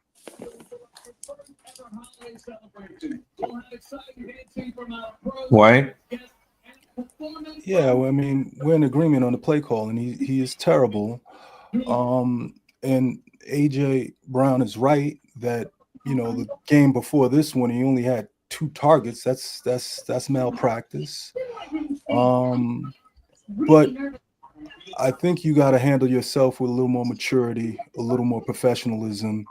And for the life of me, I can't understand why, you know, his feelings aren't being hurt. Why does he have to go on streaming platforms, and why does he have to do all this stuff? You're talking to the coaches every day, and it just adds, you know, shit in the game when it doesn't need to be there. I understand you're frustrated, and you should be frustrated, but on the other end, you know, you were 8-2. You know, you were in a situation where you could have, you know, at least had a share of the number 1 seed. And then it's a bad look. I don't know if, you know, it's not, it's just a kind of anecdotal, I guess, but he was smiling and giggling after this game. You know, he had 9 catches or whatever. And he just, you know, he didn't look as upset after this loss than he did after our win. So there's something about that guy. I'm in the middle here, and I'm kind of like, you know, since we have this great GM in Howie Roseman, I call him Ski Mask Howie. He probably could have got a king's ransom for this dude if he traded him at the deadline, you know. And we could have had It couldn't have happened.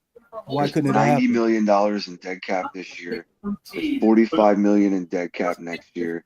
AJ's not going anywhere for at least another year. It's not going to happen. Nobody's willing to eat that much money. Why not? They're playing wide receivers all kinds of money.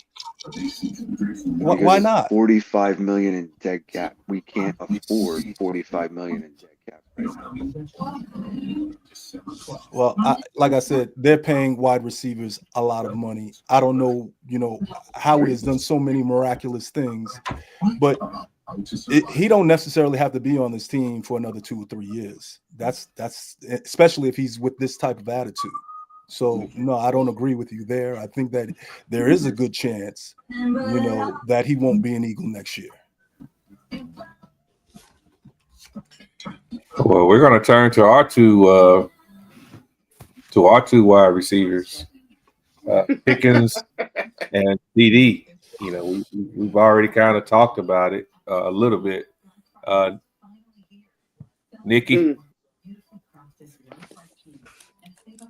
I mean, it's like I don't know.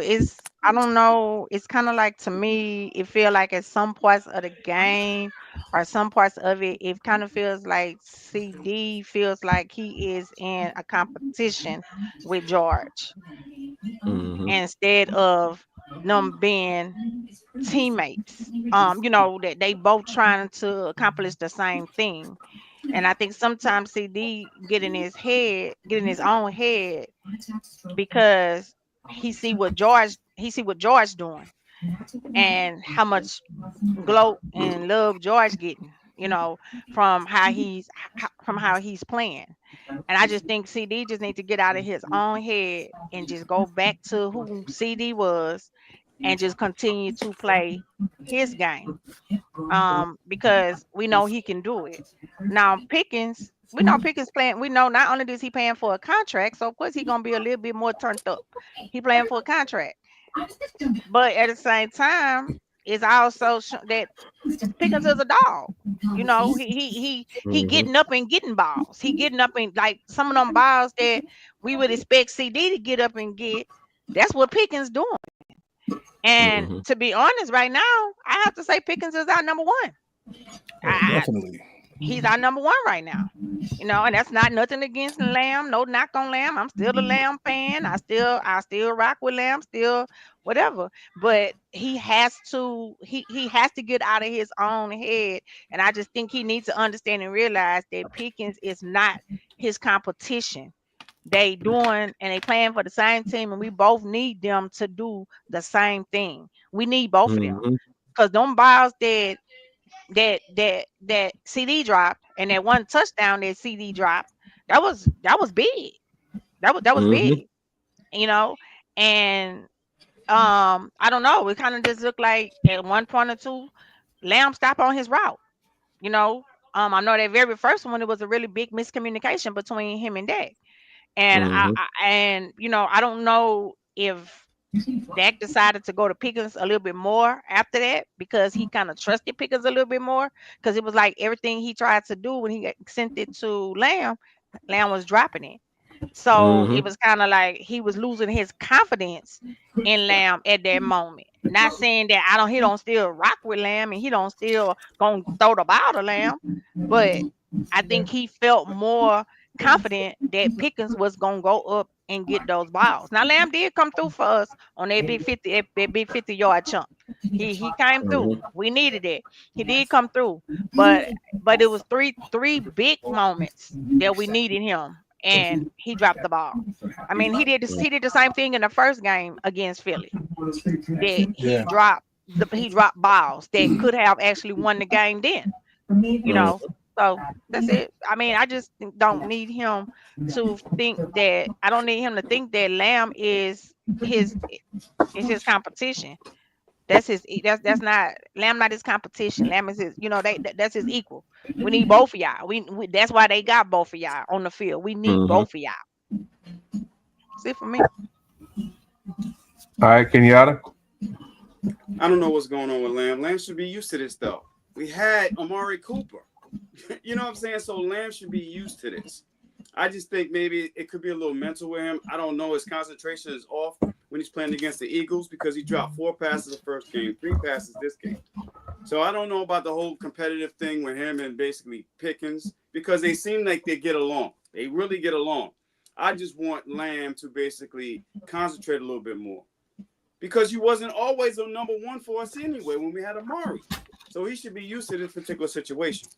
I just want him to concentrate a little bit more because we're going to need him. He needs to focus. He needs to focus more because those easy drops, those extend drives, we rest our defense, and we can put games away. Because this is not the first time we actually had a conversation about him dropping balls over the last 4 to 5. This is not the first time we had this discussion about Lamb. The first year when he didn't play with CD, he was like, is he really a number one? He was dropping balls that Monday night against the Giants. We talked about that. So there are times when CD Lamb will have the drops because there's a lack of communication. I mean, lack of concentration. So this may be in his head. I don't know what it is, but he has to correct it. He has to correct it. But You know, Pickens right now is the closest thing to Randy Moss, and Randy Moss even said that too. He's not dropping anything. Whatever. He's not dropping. I call him Spider-Man. Right now, Pickens is Spider-Man to me because he's not dropping anything. Whatever concentration that he's doing, maybe Lamb needs to be like, you know what? We teammates. Let me pick up on something that he's doing, and vice versa. Yeah, for real. You know, and that's what I want Lamb to actually look at certain things that he's doing and say, maybe I can improve. Because they're teammates. They're not here competing against one another. They're teammates. You learn a little bit from him. He learns a little bit from you, and you keep it moving. Because we're trying to achieve the same goal. We're trying to win. So that's my take on the whole thing. But I love Pickens. I love Lamb. I just want Lamb to concentrate a little bit more. All right, Mr. Cowboy. I'm starting to wonder if CeeDee Lamb need to be wearing 88. I'm gonna be honest with you, man, because I mean number 88 in Dallas, that's a clutch receiver, dude. That's who you look for in big moments. Like this, like historically throughout this franchise, number 88 has been the guy, man. Well, you know, when we lose in the San Fran 21-0 in the NFC Championship, Troy looked at Mike, said, "I'm coming to you. I don't care what they running." And Mike 8. You know what I'm saying? That's what 88 in Dallas does. You know what I'm saying? So, and I'm scared of this dude in the clutch, man. I am. Don't forget about Dez. Don't forget about Dez. Yeah, I'm like Dez. Yeah, Dez was the same way. Dez was a dog, man. You know what I'm saying? Jump ball king. But this in the clutch, I'm scared of this dude, man. I am. And I don't know if it's mental. I kind of agree with Bull that his concentration clearly not there. But he need to get it together, man. He need to change his number. Do something. like maybe all this is too big for him. You know what I'm saying? And it's getting to him. But yeah, he need to, you know, some ain't right, some ain't clicking up there. I don't but he got to keep the number though. He has to keep the number. That number come with something, Boog. You talking about wearing 88 in Dallas, that come with something, bro. You have to, that's a standard. You dig what I'm saying? And he not playing up to that standard, man. He not. We know that, bro. But think about the psyche. Everybody's gonna say, "Oh, you couldn't handle the number 88, so you had to change it." Think about that. You got two options. You got two options: get a number up or step your game up. One of the two. Step your game One of the two, man. Yeah, step your game up or get a number up, man. Because who else gonna go? You think Stephen A. Smith don't have nothing to talk about now? You do that and see what Stephen A. Smith gonna do. Man, don't listen to Stephen A. Smith. Why you even listen to Stephen A. Smith? But I'm just saying, listen, we can talk about Stephen A. Smith, but sometimes he does make some valid points. But all I'm saying is that CD cannot change his number. He has to keep 88 as long as he's. If I had my way, I would love to let CD have that number and he just step his game up. Yes. You know, when he he top 5. He on. Right? Yeah. Yeah, when he on. But we ain't top. Screw the Eagles game. The end of the Raiders game, we should have put up 40 on the Raiders. Yeah, he dropped that pass too. Yeah, you butt naked and on the drag route. Butt naked. That hit you there in the hand. He was wide open. He dropped Pickens would have dropped that ball. Pickens would have caught that with one hand, man. Yeah, Pickens would have caught that with one hand. So he got to get it together, man. So here's my take on it, and I'm probably going to say something very unpopular right now.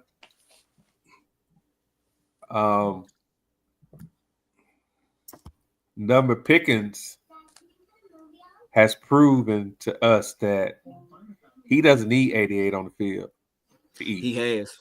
Yeah, you're right. He has. But CD hasn't proven that he don't need Pickens on the field. Let's not find out though. Well, we saw that. We last year, and I'm gonna go into the first half. I'm going back to the first half. I think that because Pickens was 3 targets for three catches in the first half, I think that Dak started trying to force the ball to CD. I do too. And in the middle of that first quarter into the second quarter. Mm-hmm. I think he was trying to force the ball in the CD. Pickens had 9 targets. Actually, he had 10 targets. One of them was a pass interference. So if you take that pass interference call out, he had 9 targets with 9 catches for 146 yards. You can't get no more perfect than that. So, but I'm talking about the 10 times. So the other target was a PI. So every time we went his way, we got something. Yes. Yeah. Wow. Spider-Man, baby. I told you. Whereas Lamb had that's crazy. Lamb had 11 targets for 4 receptions. And we're saying 3 drops. I thought I counted 4. 4 drops. So if he would have caught those 4 drops, he would have been 11 targets, 8 catches for probably around the same amount of yards that Pickens would have had. Yeah, because he had some run after catch on a couple of those, man. Yes. Did he drop? Yeah. He had a big third down in the first half that he dropped that we had to end up punting on. Mm-hmm. You know, so that's why I'm making the statement that Pickens has proven, because when Lamb was out, Pickens ate. So Pickens has proven, he has proven to us that he don't need, you know, he doesn't need 88 on the field to eat. But it's let me throw this. Let me throw this question out there. Yeah, go ahead. So with that being said, we got 2 first-round picks next year, right? What if Jeremiah Smith is on the board, one of them first-round picks? He can't be. He's a sophomore. He's sophomore. He can't come out yet. He can't come out. He's a sophomore. He can't. Well, never mind. He's a true sophomore.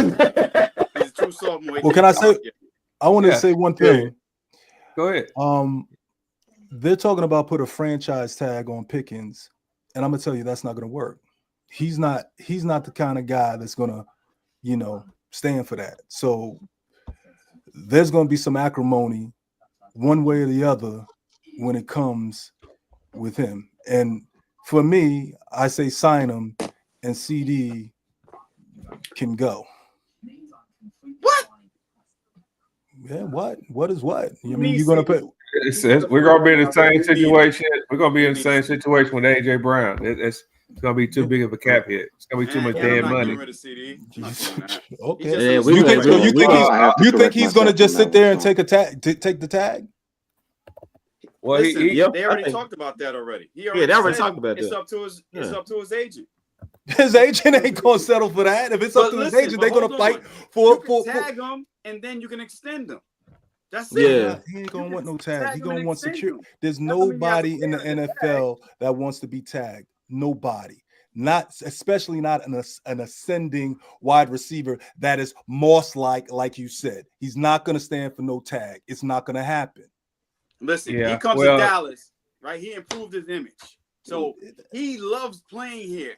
So he's gonna have to sacrifice certain things because he loves playing, and he has a quarterback now. That dude will be welcomed anywhere in the NFL. He will. Listen, it's but was that the case before this year, though? Huh? Was that the case before this year? Would he been welcomed anywhere before this year? No. Well, there was a yes. There were. Yes, there were. Yes, there were a lot of people. Yes, there were. They looked at the Steelers quarterbacking, and they were like, "Yo, this dude, he's like AJ Brown. They want to be the man. They want to be ascending. In Dallas, he can be the man. He can be the number one guy over there.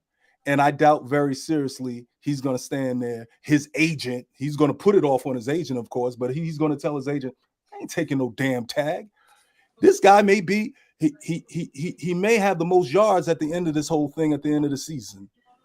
So, you know, I don't think his agent or himself or his people are going to say, stay for a tag because you're a Dallas Cowboy. Well, hell no. All right, let me tell you something. Let's think. Hold on, time. Let's think about this though.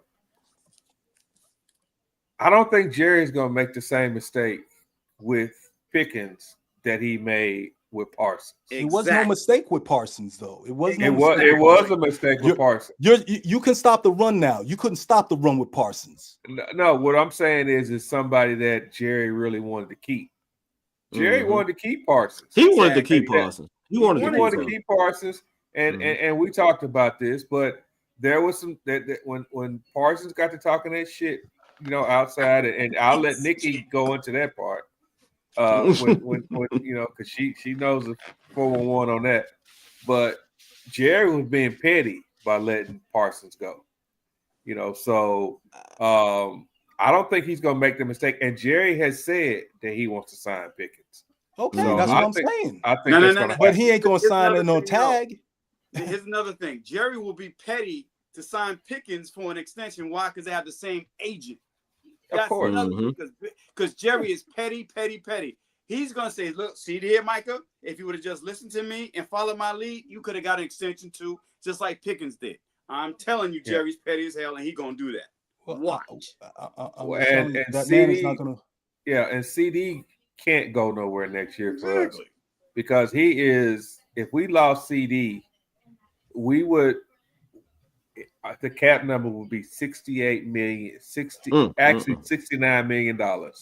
in dead cap. So he about got a restriction. This time he about got a restriction next year. Why we can't have both though? That's my thing. Why we can't have both?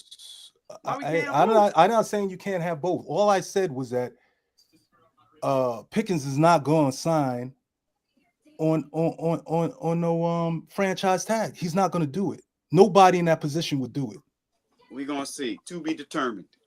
I think so. Here's how I think it's probably going to play out.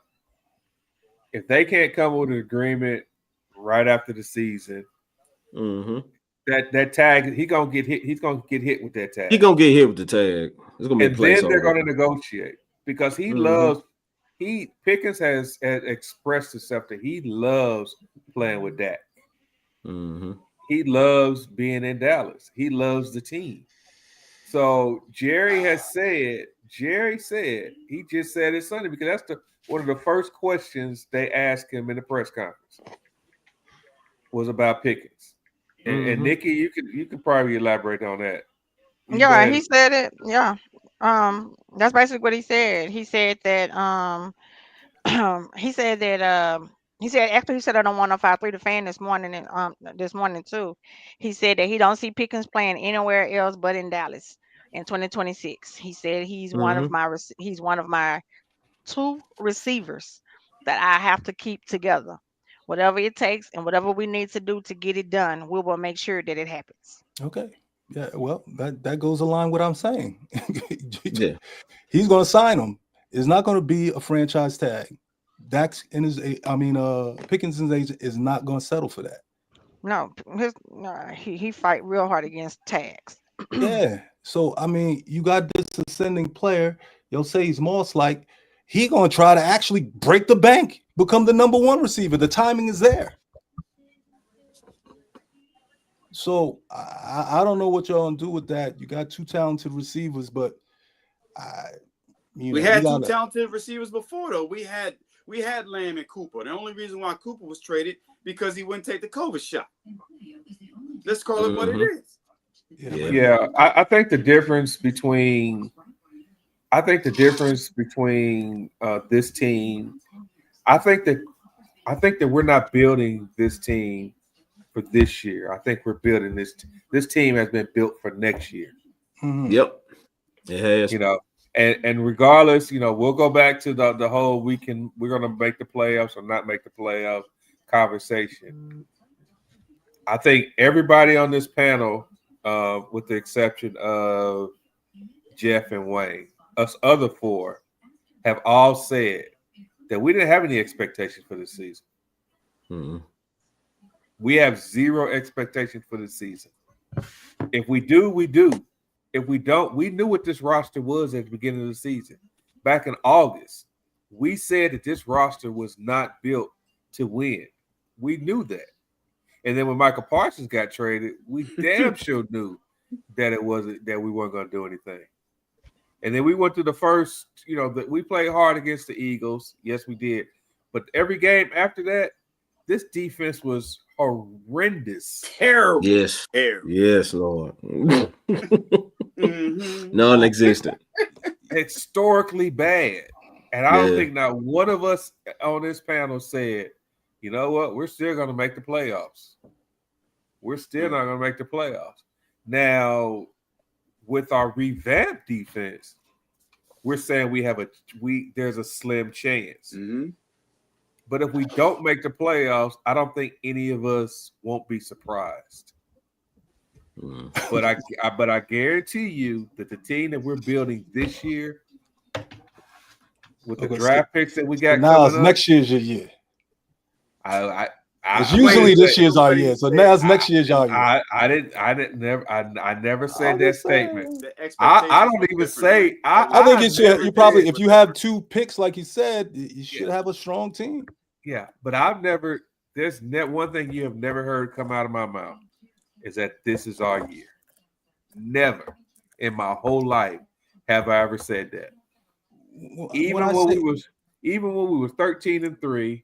When Dak and Zeke was a rookie, and I was at a watch party, and we were about to play the Packers.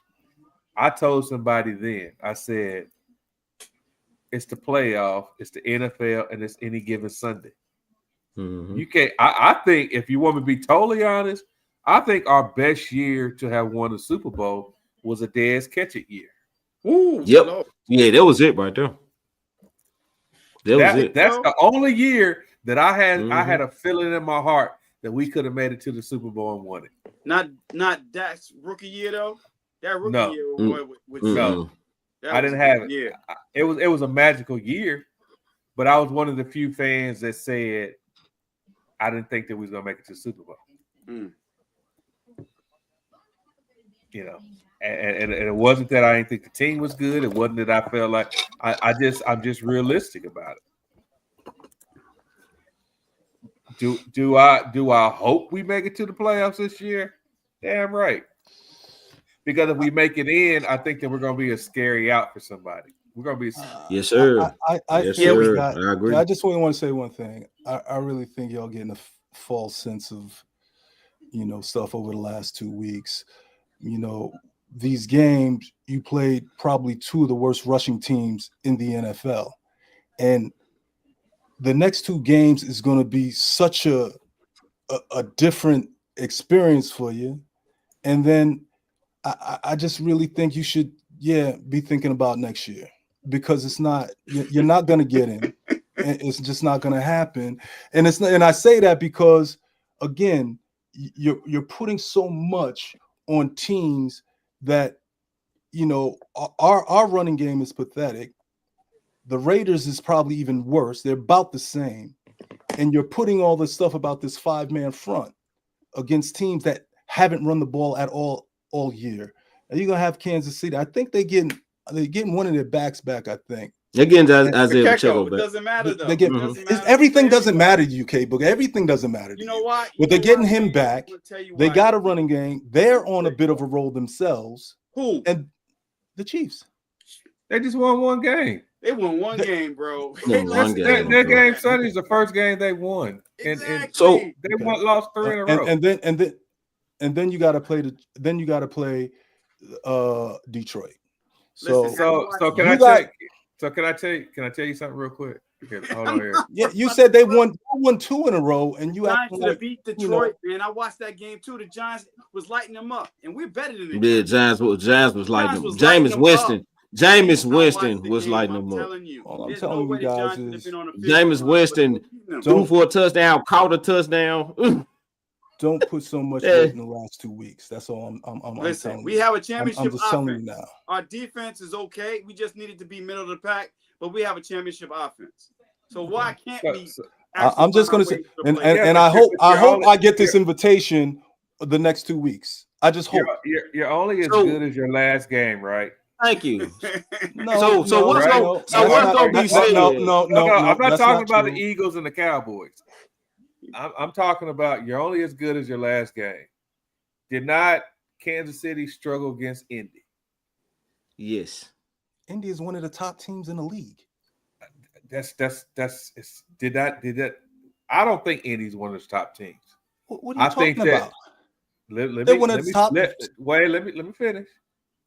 I think their record is one of the top teams, but I don't think they really beat a really solid team.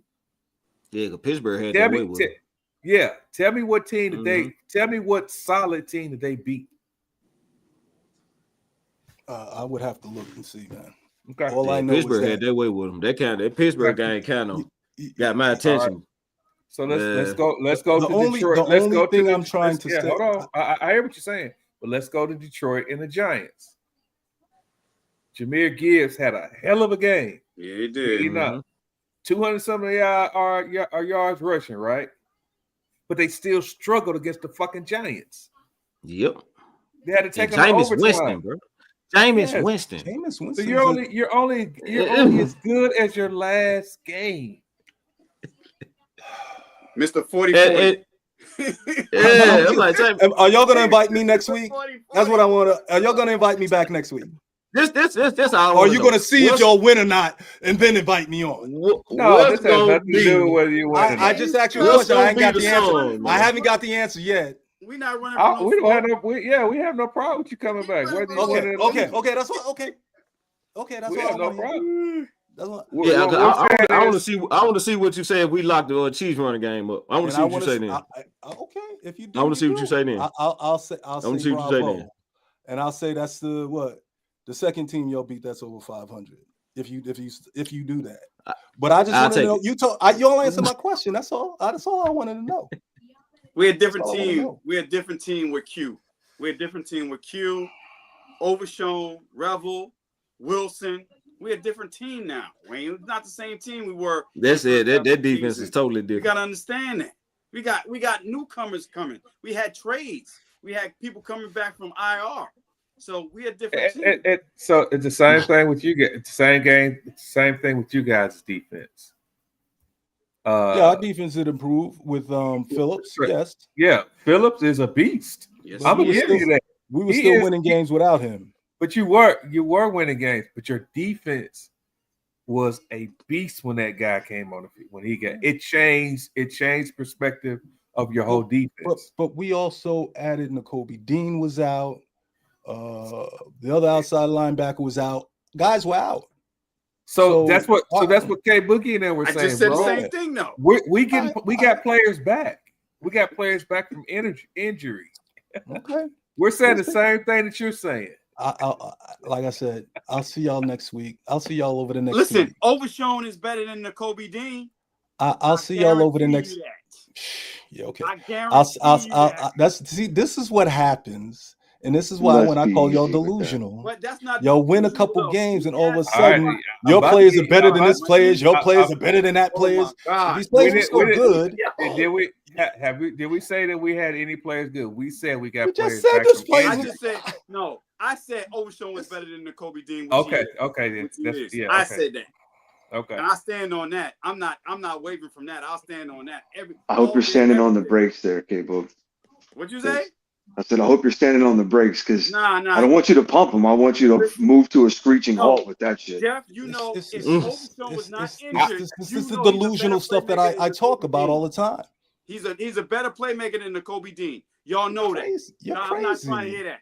So I'm gonna give you my take on Nakobe Dean, and then I'm gonna give you my take on Overshown. Yo, this rolls right over here anyway. Yeah, I think that Dean is a much stronger.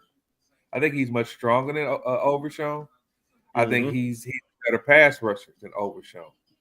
But I think that Overshown is a better sideline linebacker. He is.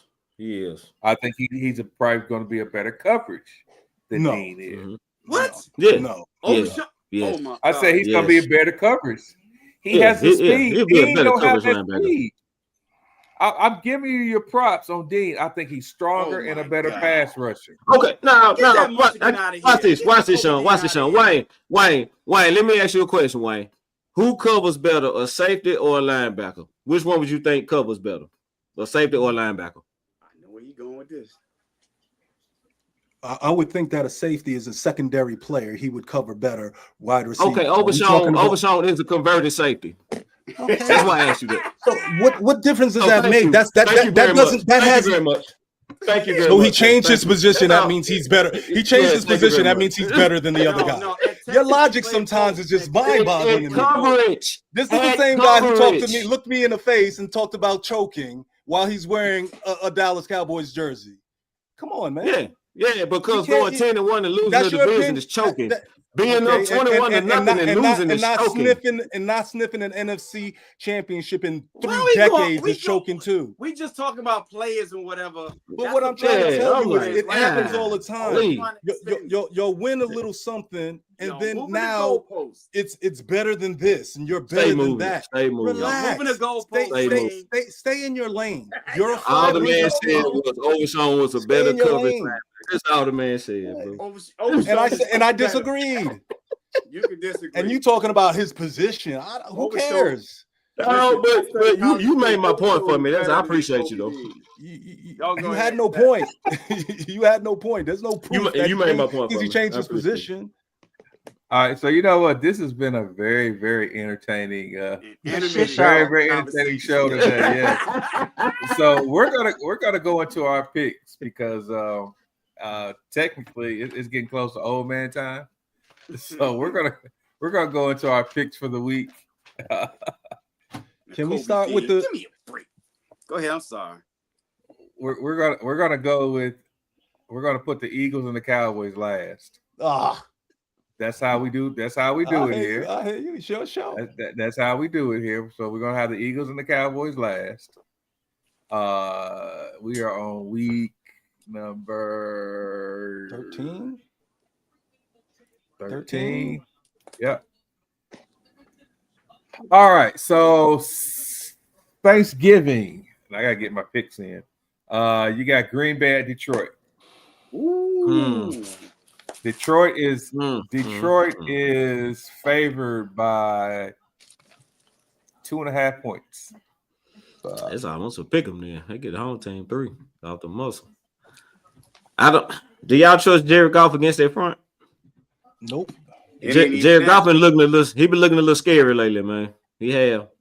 But do you trust Jordan Love though? That's another thing. Jordan Love hasn't been playing well either. Jordan Love could just chuck it up at times. He just fuck it. Detroit playing at home though. They was saying Detroit is playing at home, and they coming off a big win in overtime Sunday from the Giants.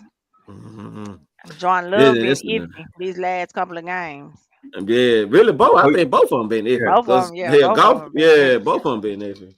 But Green Bay has all right, so let's start. Let's start at Jeff at the bottom here. Jeff, who you got?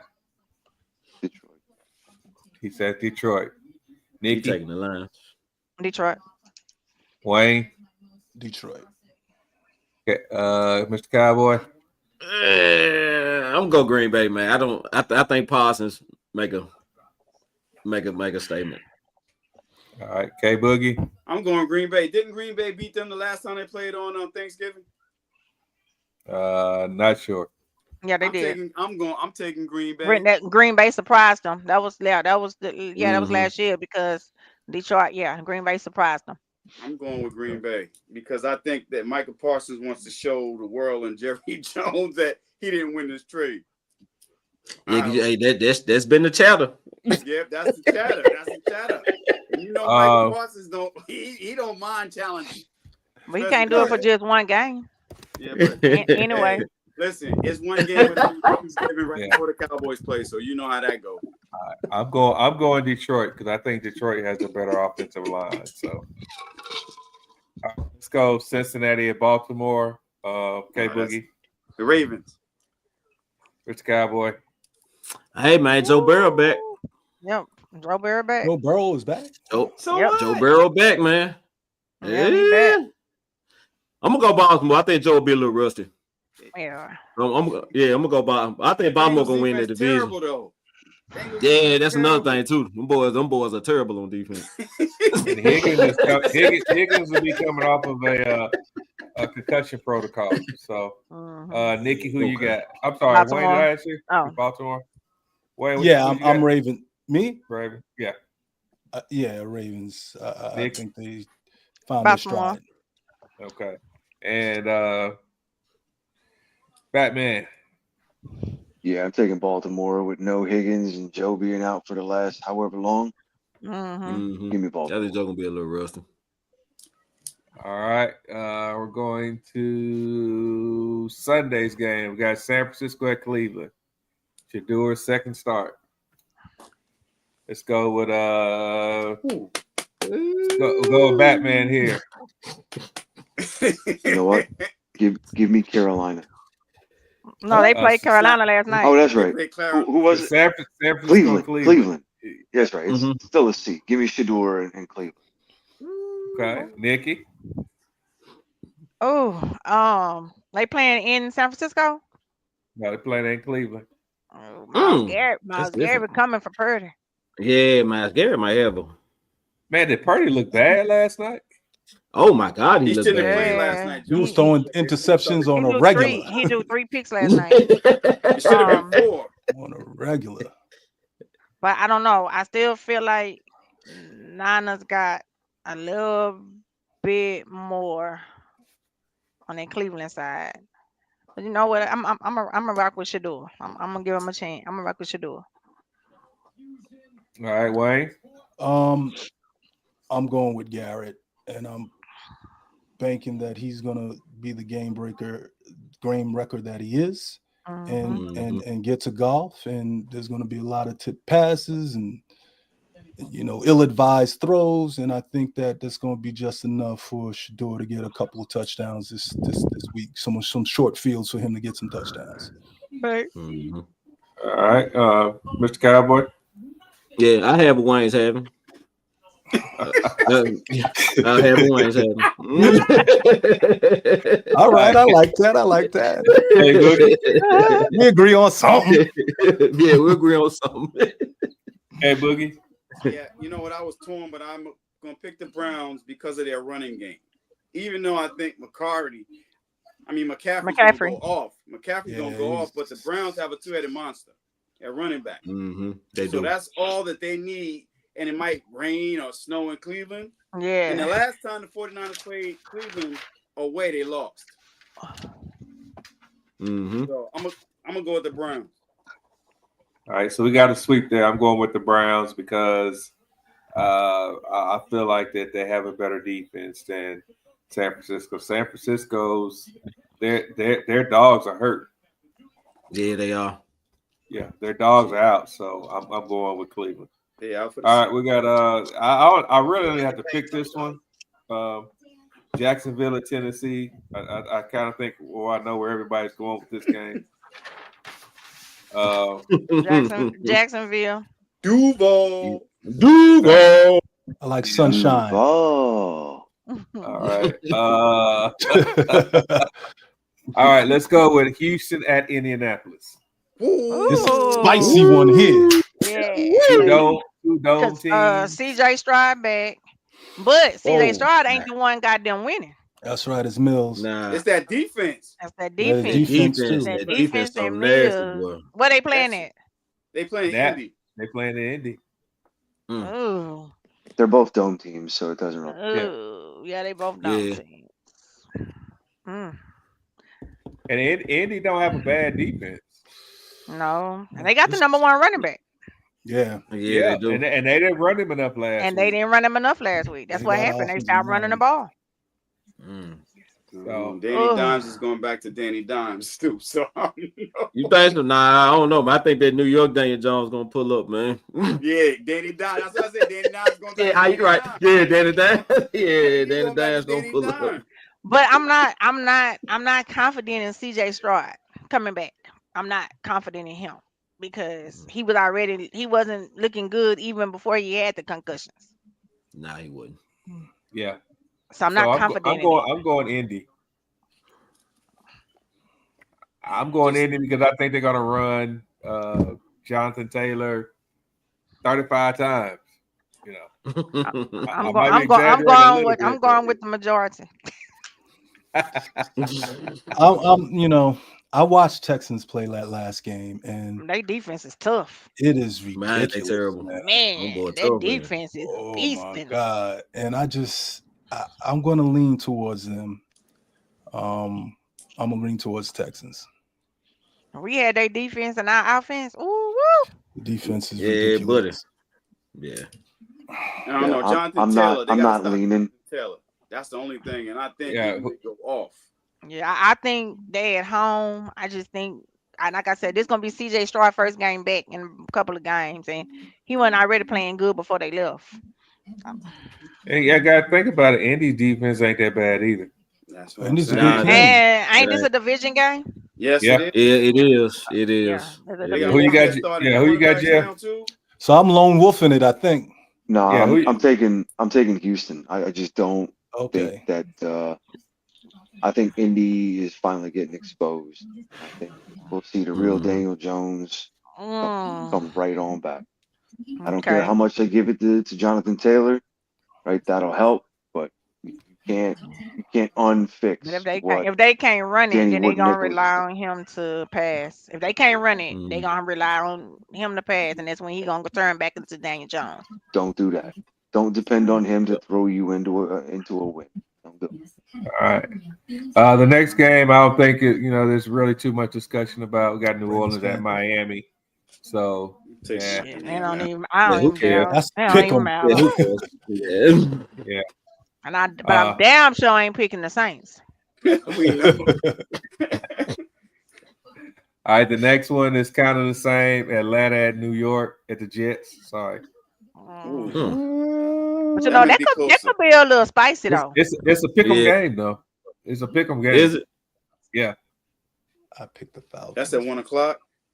Yeah. Ooh, Kirk Cousins playing. Yeah. Yeah, Kirk Cousins is Yeah. playing. Penix is done for the year. Mhm. Yeah. And He where's may that be game? done. He may be It's done for the It's season. in New York. It's in New York. Jersey, baby. I'm sorry, it's in New Jersey. What's the weather like? Ooh.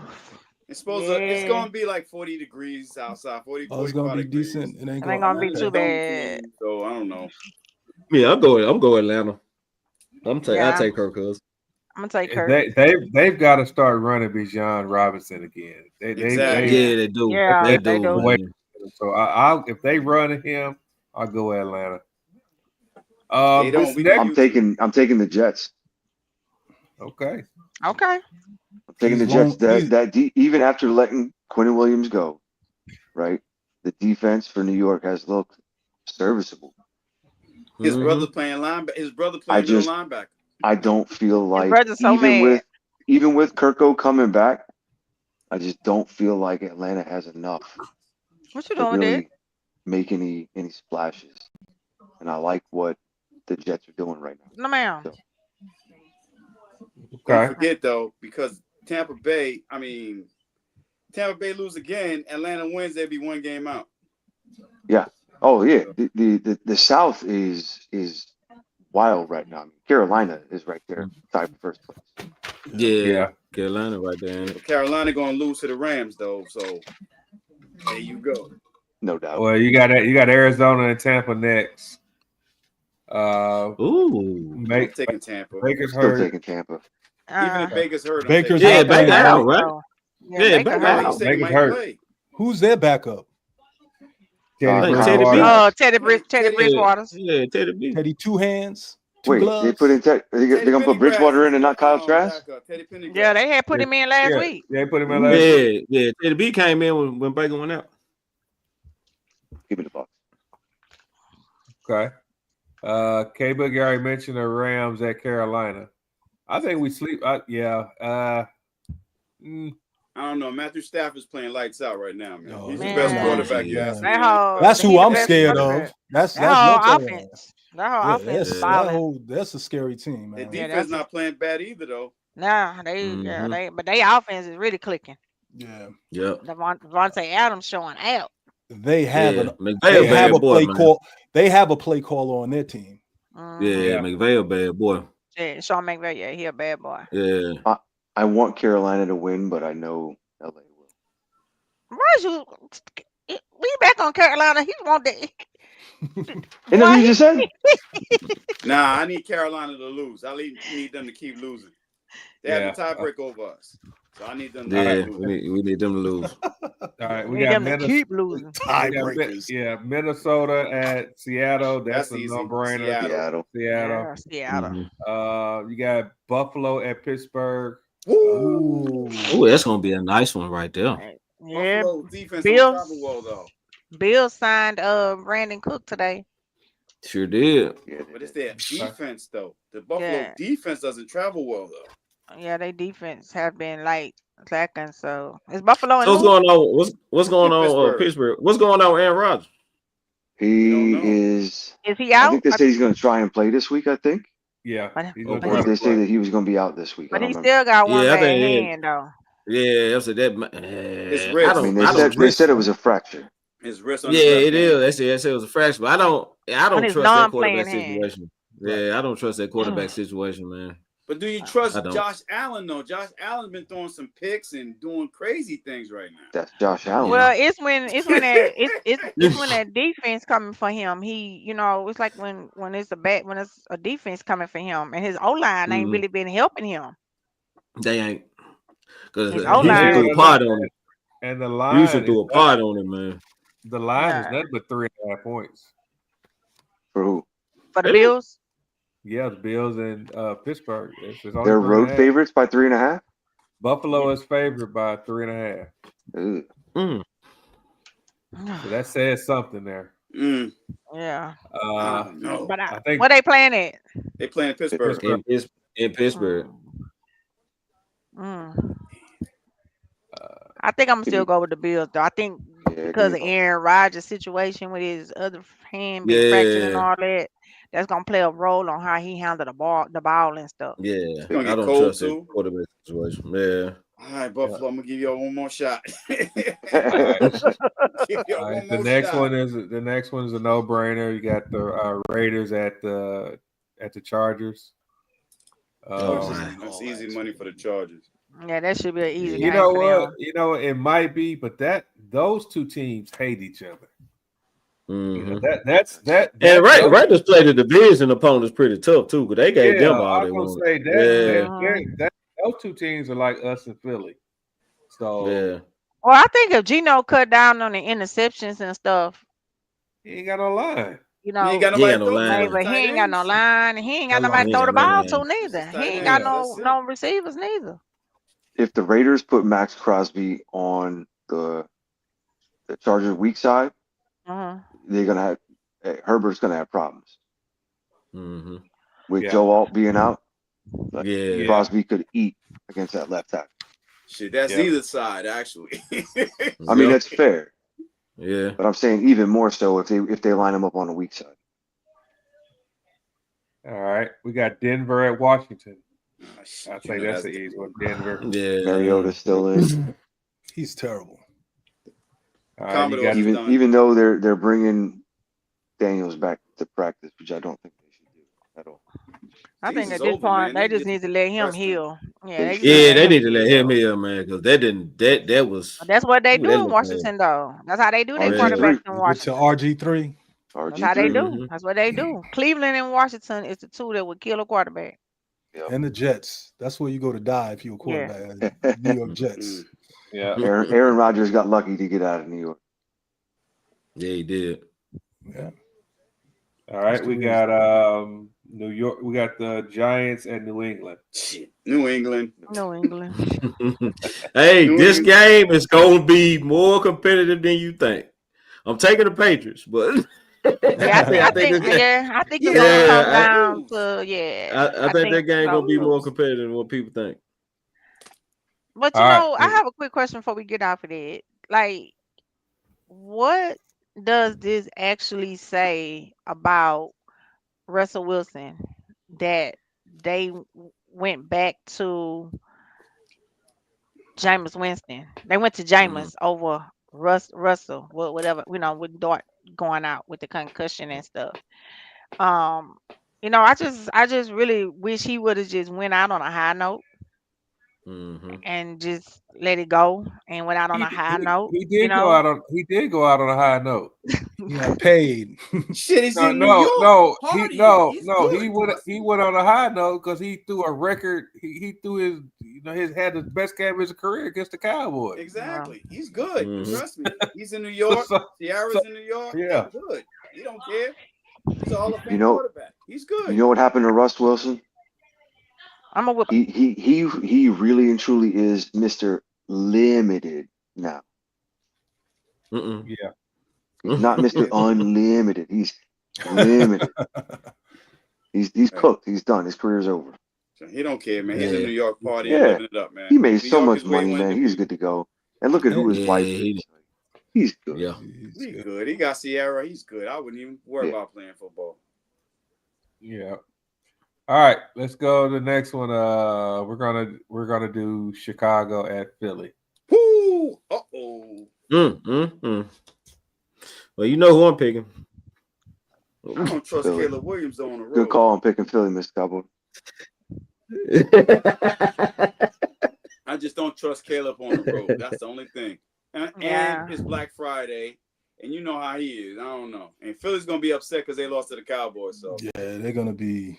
Yeah, they're gonna be ready. They're gonna be on one. I don't know though. Chicago got a good defense too, though. Yeah, Chicago got a good D. Yeah, but don't forget they played hurt. without 3 of their starting linebackers. Huh? They didn't play. There's 3 starting linebackers was out last week. They're gonna be out on Friday too. Yeah. Oh, okay. Well, it's different. Yeah, Philly maybe able to get run game going. Maybe we can run. Maybe we can get 100 yards in. Maybe That changed. That changed the game. Yeah, that changed the whole plan right there. Saquon at least 25 times on Friday. Well, I said they may get the run game going. Considering they only gave him 10 carries last game. If Saquon hits 100, it'll be only the second time this season that he's rushed for over 100 yards. What's the weather gonna be like? That's another thing too. It don't matter. Both of them are cold. Both of them cold. They both used to playing in that kind of weather. So it's not as windy in Philly as it is. Yeah, I think that Ben Johnson is pretty innovative. He's an innovative coach, offensive-minded coach. So I think this game is going to be closer than what people think. But I'm gonna give the edge to Philly. I'm gonna give the edge to Philly, but I'm gonna still hold Bears win. It's gonna be 40. I'm saying that too. Yeah, I'm saying the same thing. But for my money, I'm gonna go on and pick Philly. Exactly. Yeah, that's exactly. I'm gonna pick all right, Philly. we got Kansas City at Dallas. Kansas City is actually a 3.5 point favorite. Yeah. Right. The over-under is 52.5 points. It's that speed they have at wide receiver. They have a track team. Yeah, they do have speed. That's my concern is the wide receiver position and our cornerbacks. Yeah, they got that speed. That's for sure. Because Reed is going to exploit mismatches that we can't do. That's what's going to happen. And Andy Reid does own us though, so that's my main concern right there. He's another play. He can call plays, and it's just like I just don't think. I think he's going to take advantage of the opportunities that are there, and I don't think they're going to have 14 penalties. And I think the Chiefs are going to go in there and they're going to win the game. I think it's going to be a tough game, a good game, but I think their coaching staff is just much better than the Cowboys coaching staff. But don't forget, their all-star guard is not playing. Yeah, and that's their coaching staff. He's going to, unlike our team, where we should have been maybe rolling out some if the line isn't where it needs to be, doing something different to compensate for your deficiencies. Reed will do that where our clown, who we got calling the plays, wouldn't. So my heart 100% says Dallas. But your mind? My mind says whoever has the ball last is going to win this game. Whoever make the few mistakes. Yeah. Who turns the ball over the least? Yep. Whoever has the few mistakes. Mahomes can turn the ball over now too. Huh? Yeah, and he's been doing it. If we can get pressure up the middle on Mahomes, then that's been his downfall. Putting pressure against Mahomes and playing a blanket zone. Now, this is the game that we need to be trying to play zone. Yep. Don't you dare play zone against Patrick. He's been struggling. He's been shit up. So here's the thing about Patrick this season, and I heard this also from somebody else. If you notice, go back to the Indy game. If we can rush 4, because his safety net has always been on a passing game. His safety net has always been his tight end. Kelsey. Yeah. Now, Wayne said something earlier that I 100% agree with. They're going to have to get the ball to their running backs on the outside. They get their ball. If Andy Reid gets the ball to the running backs out in the flats, and we can't cover that, then they're going to kill us. But Patrick Mahomes has struggled this season with pressure up the middle and zone behind. So that's kind of what we do. That's kind of what we do right now. That means Overshown really can't come off the field then. To be honest with you, he can't. And Wilson need to stay on the field more than anything else. To be honest, that's saying that Keith Murray need to keep his ass on the sideline. That's Nicky's boo. Don't be talking about Nicky's boo like no. This is who my boo? Murray. Oh no. What's the little young kid's name? With the long hair, 35 for us. Rebel. Leofau. Oh, number 34. No, the linebacker. Yeah, Leofau. Maris Leofau. This will be a game that he should play in. Yeah, he's aggressive. Yeah, very aggressive. He's aggressive. This and is him. Pop you too. Yeah. But we probably know that's not going to happen. So, like I said, I really hope our Cowboys win. I said that if we lost a game it'll be against them. It'll be against them. Yeah, that's the only game that really scared me down the stretch is this one right here. Yeah. So that's just being Wayne. That's just being real. You're not scared of Detroit at all, right? You're not worried about Detroit. I'm not Detroit. I'm not scared of Detroit because right Detroit's defense is subpar. I'm not scared. Man. Have you I'm watched not scared them play? of Detroit. And then Jared Goff will fold, man. I think if we can get pushed up the middle on Goff, he gonna fold. Yeah. The only way Detroit could possibly totally beat us is by running. If of course, give Sonic and Knuckles get it going. That's it. But I'm not scared. I'm still not scared. I'm not scared of Detroit.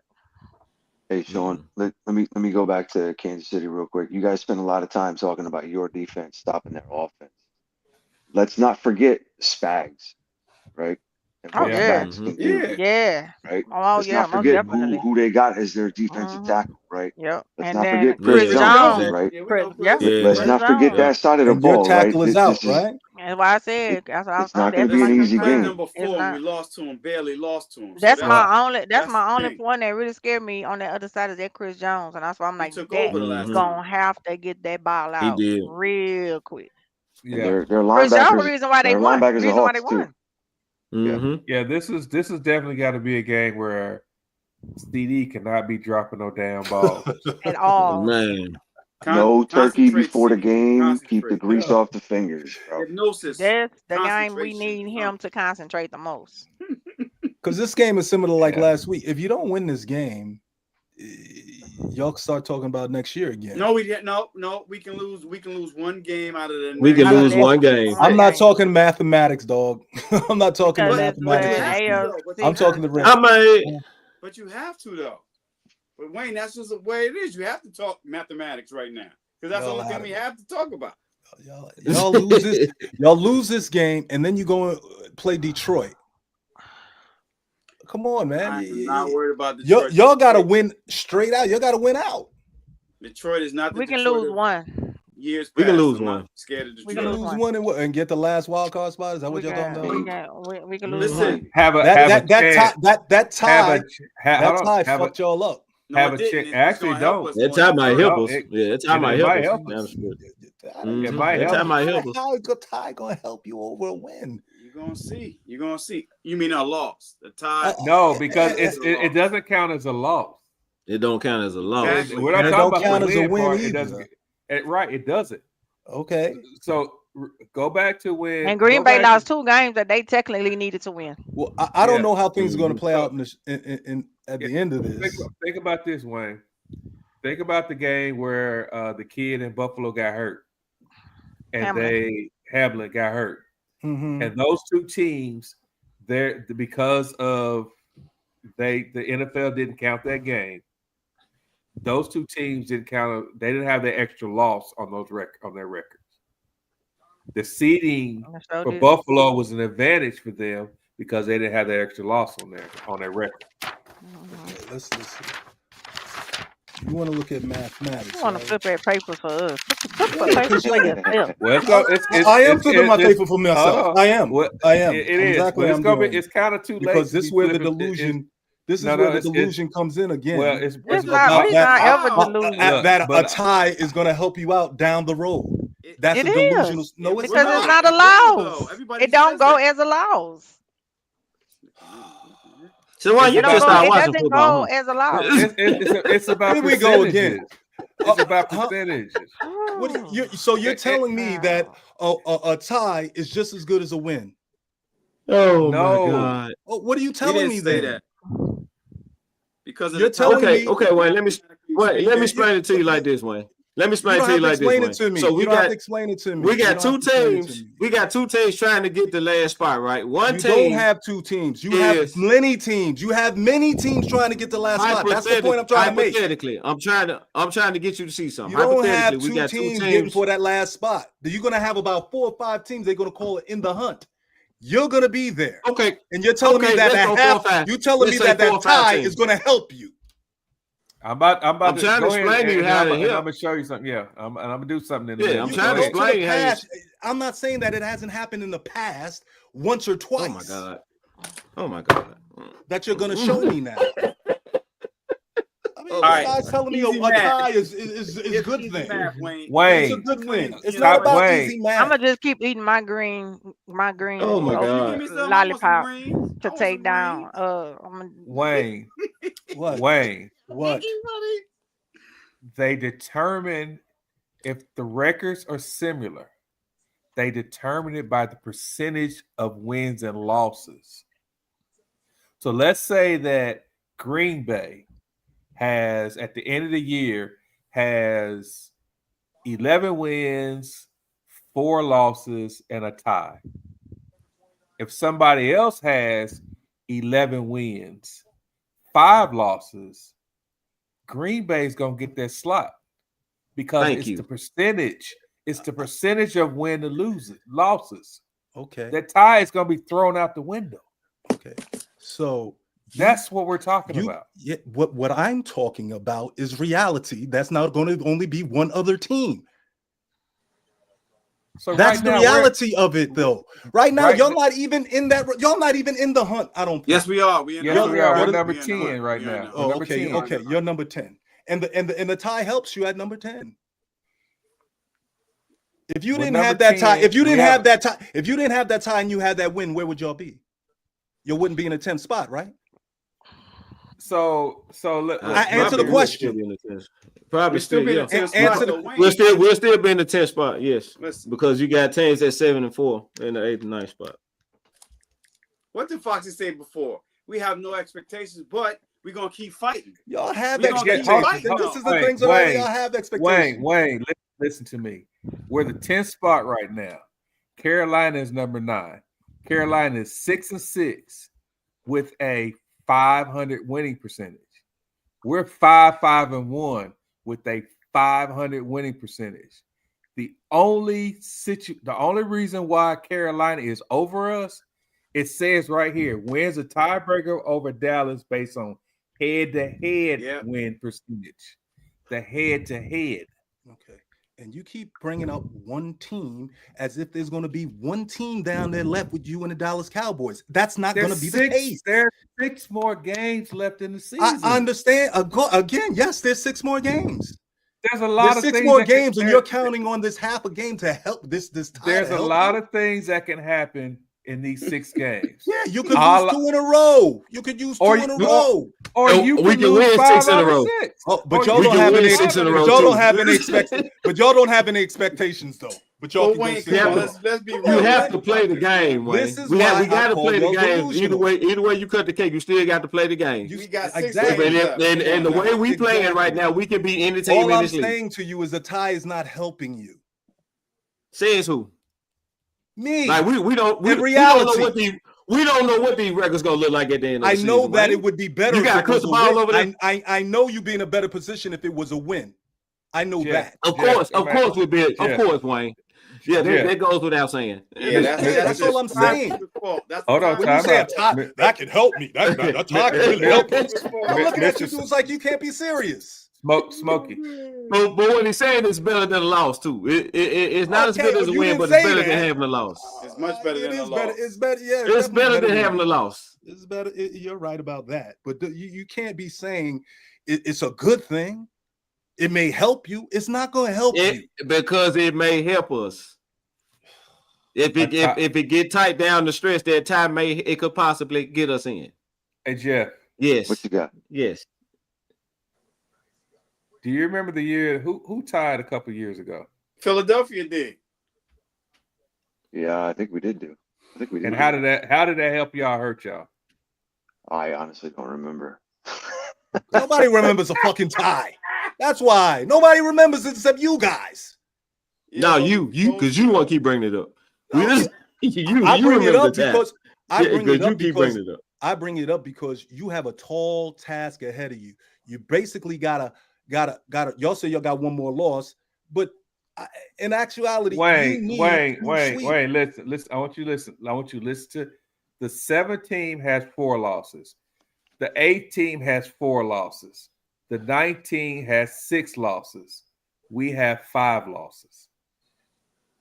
That tie can eventually, it can help us or it can hurt us. Okay. But because we still have to go by the win position, the winning percentage. You don't think that if Detroit loses 2 games and we win 2 games, that won't help us out versus Detroit? Yeah, because they're in the hunt too. You don't think that Carolina? We just said Carolina's might lose this weekend. If we win this weekend and Carolina loses, we'll have 6 wins. 6 wins, 5 losses, and a tie. They will have 6 wins, 7 losses, and no tie. That tie will help us out because our win percentage will be over 500, and theirs will be. And we'll jump Carolina. And we will jump Carolina. How many other teams? Again, how many other teams are you going to have to jump? Just two. There's two without, and we got a lot of football left. And we got 2 teams to jump. We only have 2 that we have to jump. Boy, y'all better hope Philly don't go on no damn downturn and stuff. You ain't gonna never go to sleep. You ain't gonna never go to sleep with this. Well, guess what? It's old man time. Who's gonna go to sleep? Me, Sean. I gotta go to work. Oh, that's what you said. You ain't gonna never go to sleep. It's old woman time. It's old man time. You gotta go to bed. I learned some new stuff today. A tie is actually good. They used to say it's like kissing your sister, but with you guys, it's like going out with an Instagram model or something. You got to talk to the NFL about that, Wayne. They the ones that make the rules. We don't. I understand what y'all are saying, but you have to jump 2 or 3 teams. So Wayne, all I'm gonna say, Wayne, all I'm gonna say is this: go to ESPN.com, go look under standings, go to the expanded. Hold on, go to the expanded standings. Look at playoffs, and you'll read right now. Carolina and Dallas are tied. They're tied on the win percentage. Carolina is over us based on head to head. All right. Now, on that note, because Jeff hasn't said a lot tonight, can you take us out, Jeff? Yes, Jeff. Hey, thanks everybody for coming to check us out and enjoying the spirited conversation that we had tonight. Animated comedy show. Good luck to everybody this weekend, except if you're a fan of a team in the Dallas-Fort Worth area. Then I hope you lose. No, I'm just kidding. No, good luck to y'all. Honestly, should be a good game. Obviously, we'll be watching because it's Thanksgiving. Speaking of that, please enjoy time with your family. Thank all those around you. Be thankful for everything you have. Right? Make sure that you hug your loved ones and tell them, how much they mean to you. You never know when it's going to be the last time you get them. All right.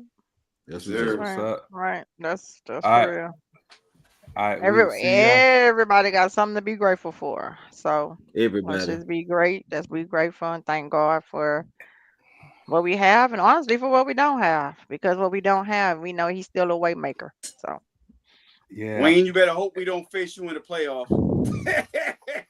Well, I was gonna say playoffs. Playoffs. That's how I said when you talk about Dallas Cowboys and playoffs, I turned into that dude. I'm gonna say this before I hit this end stream. I am so thankful that I am so thankful that we beat the Eagles on Sunday. Good night. That's your Super Bowl.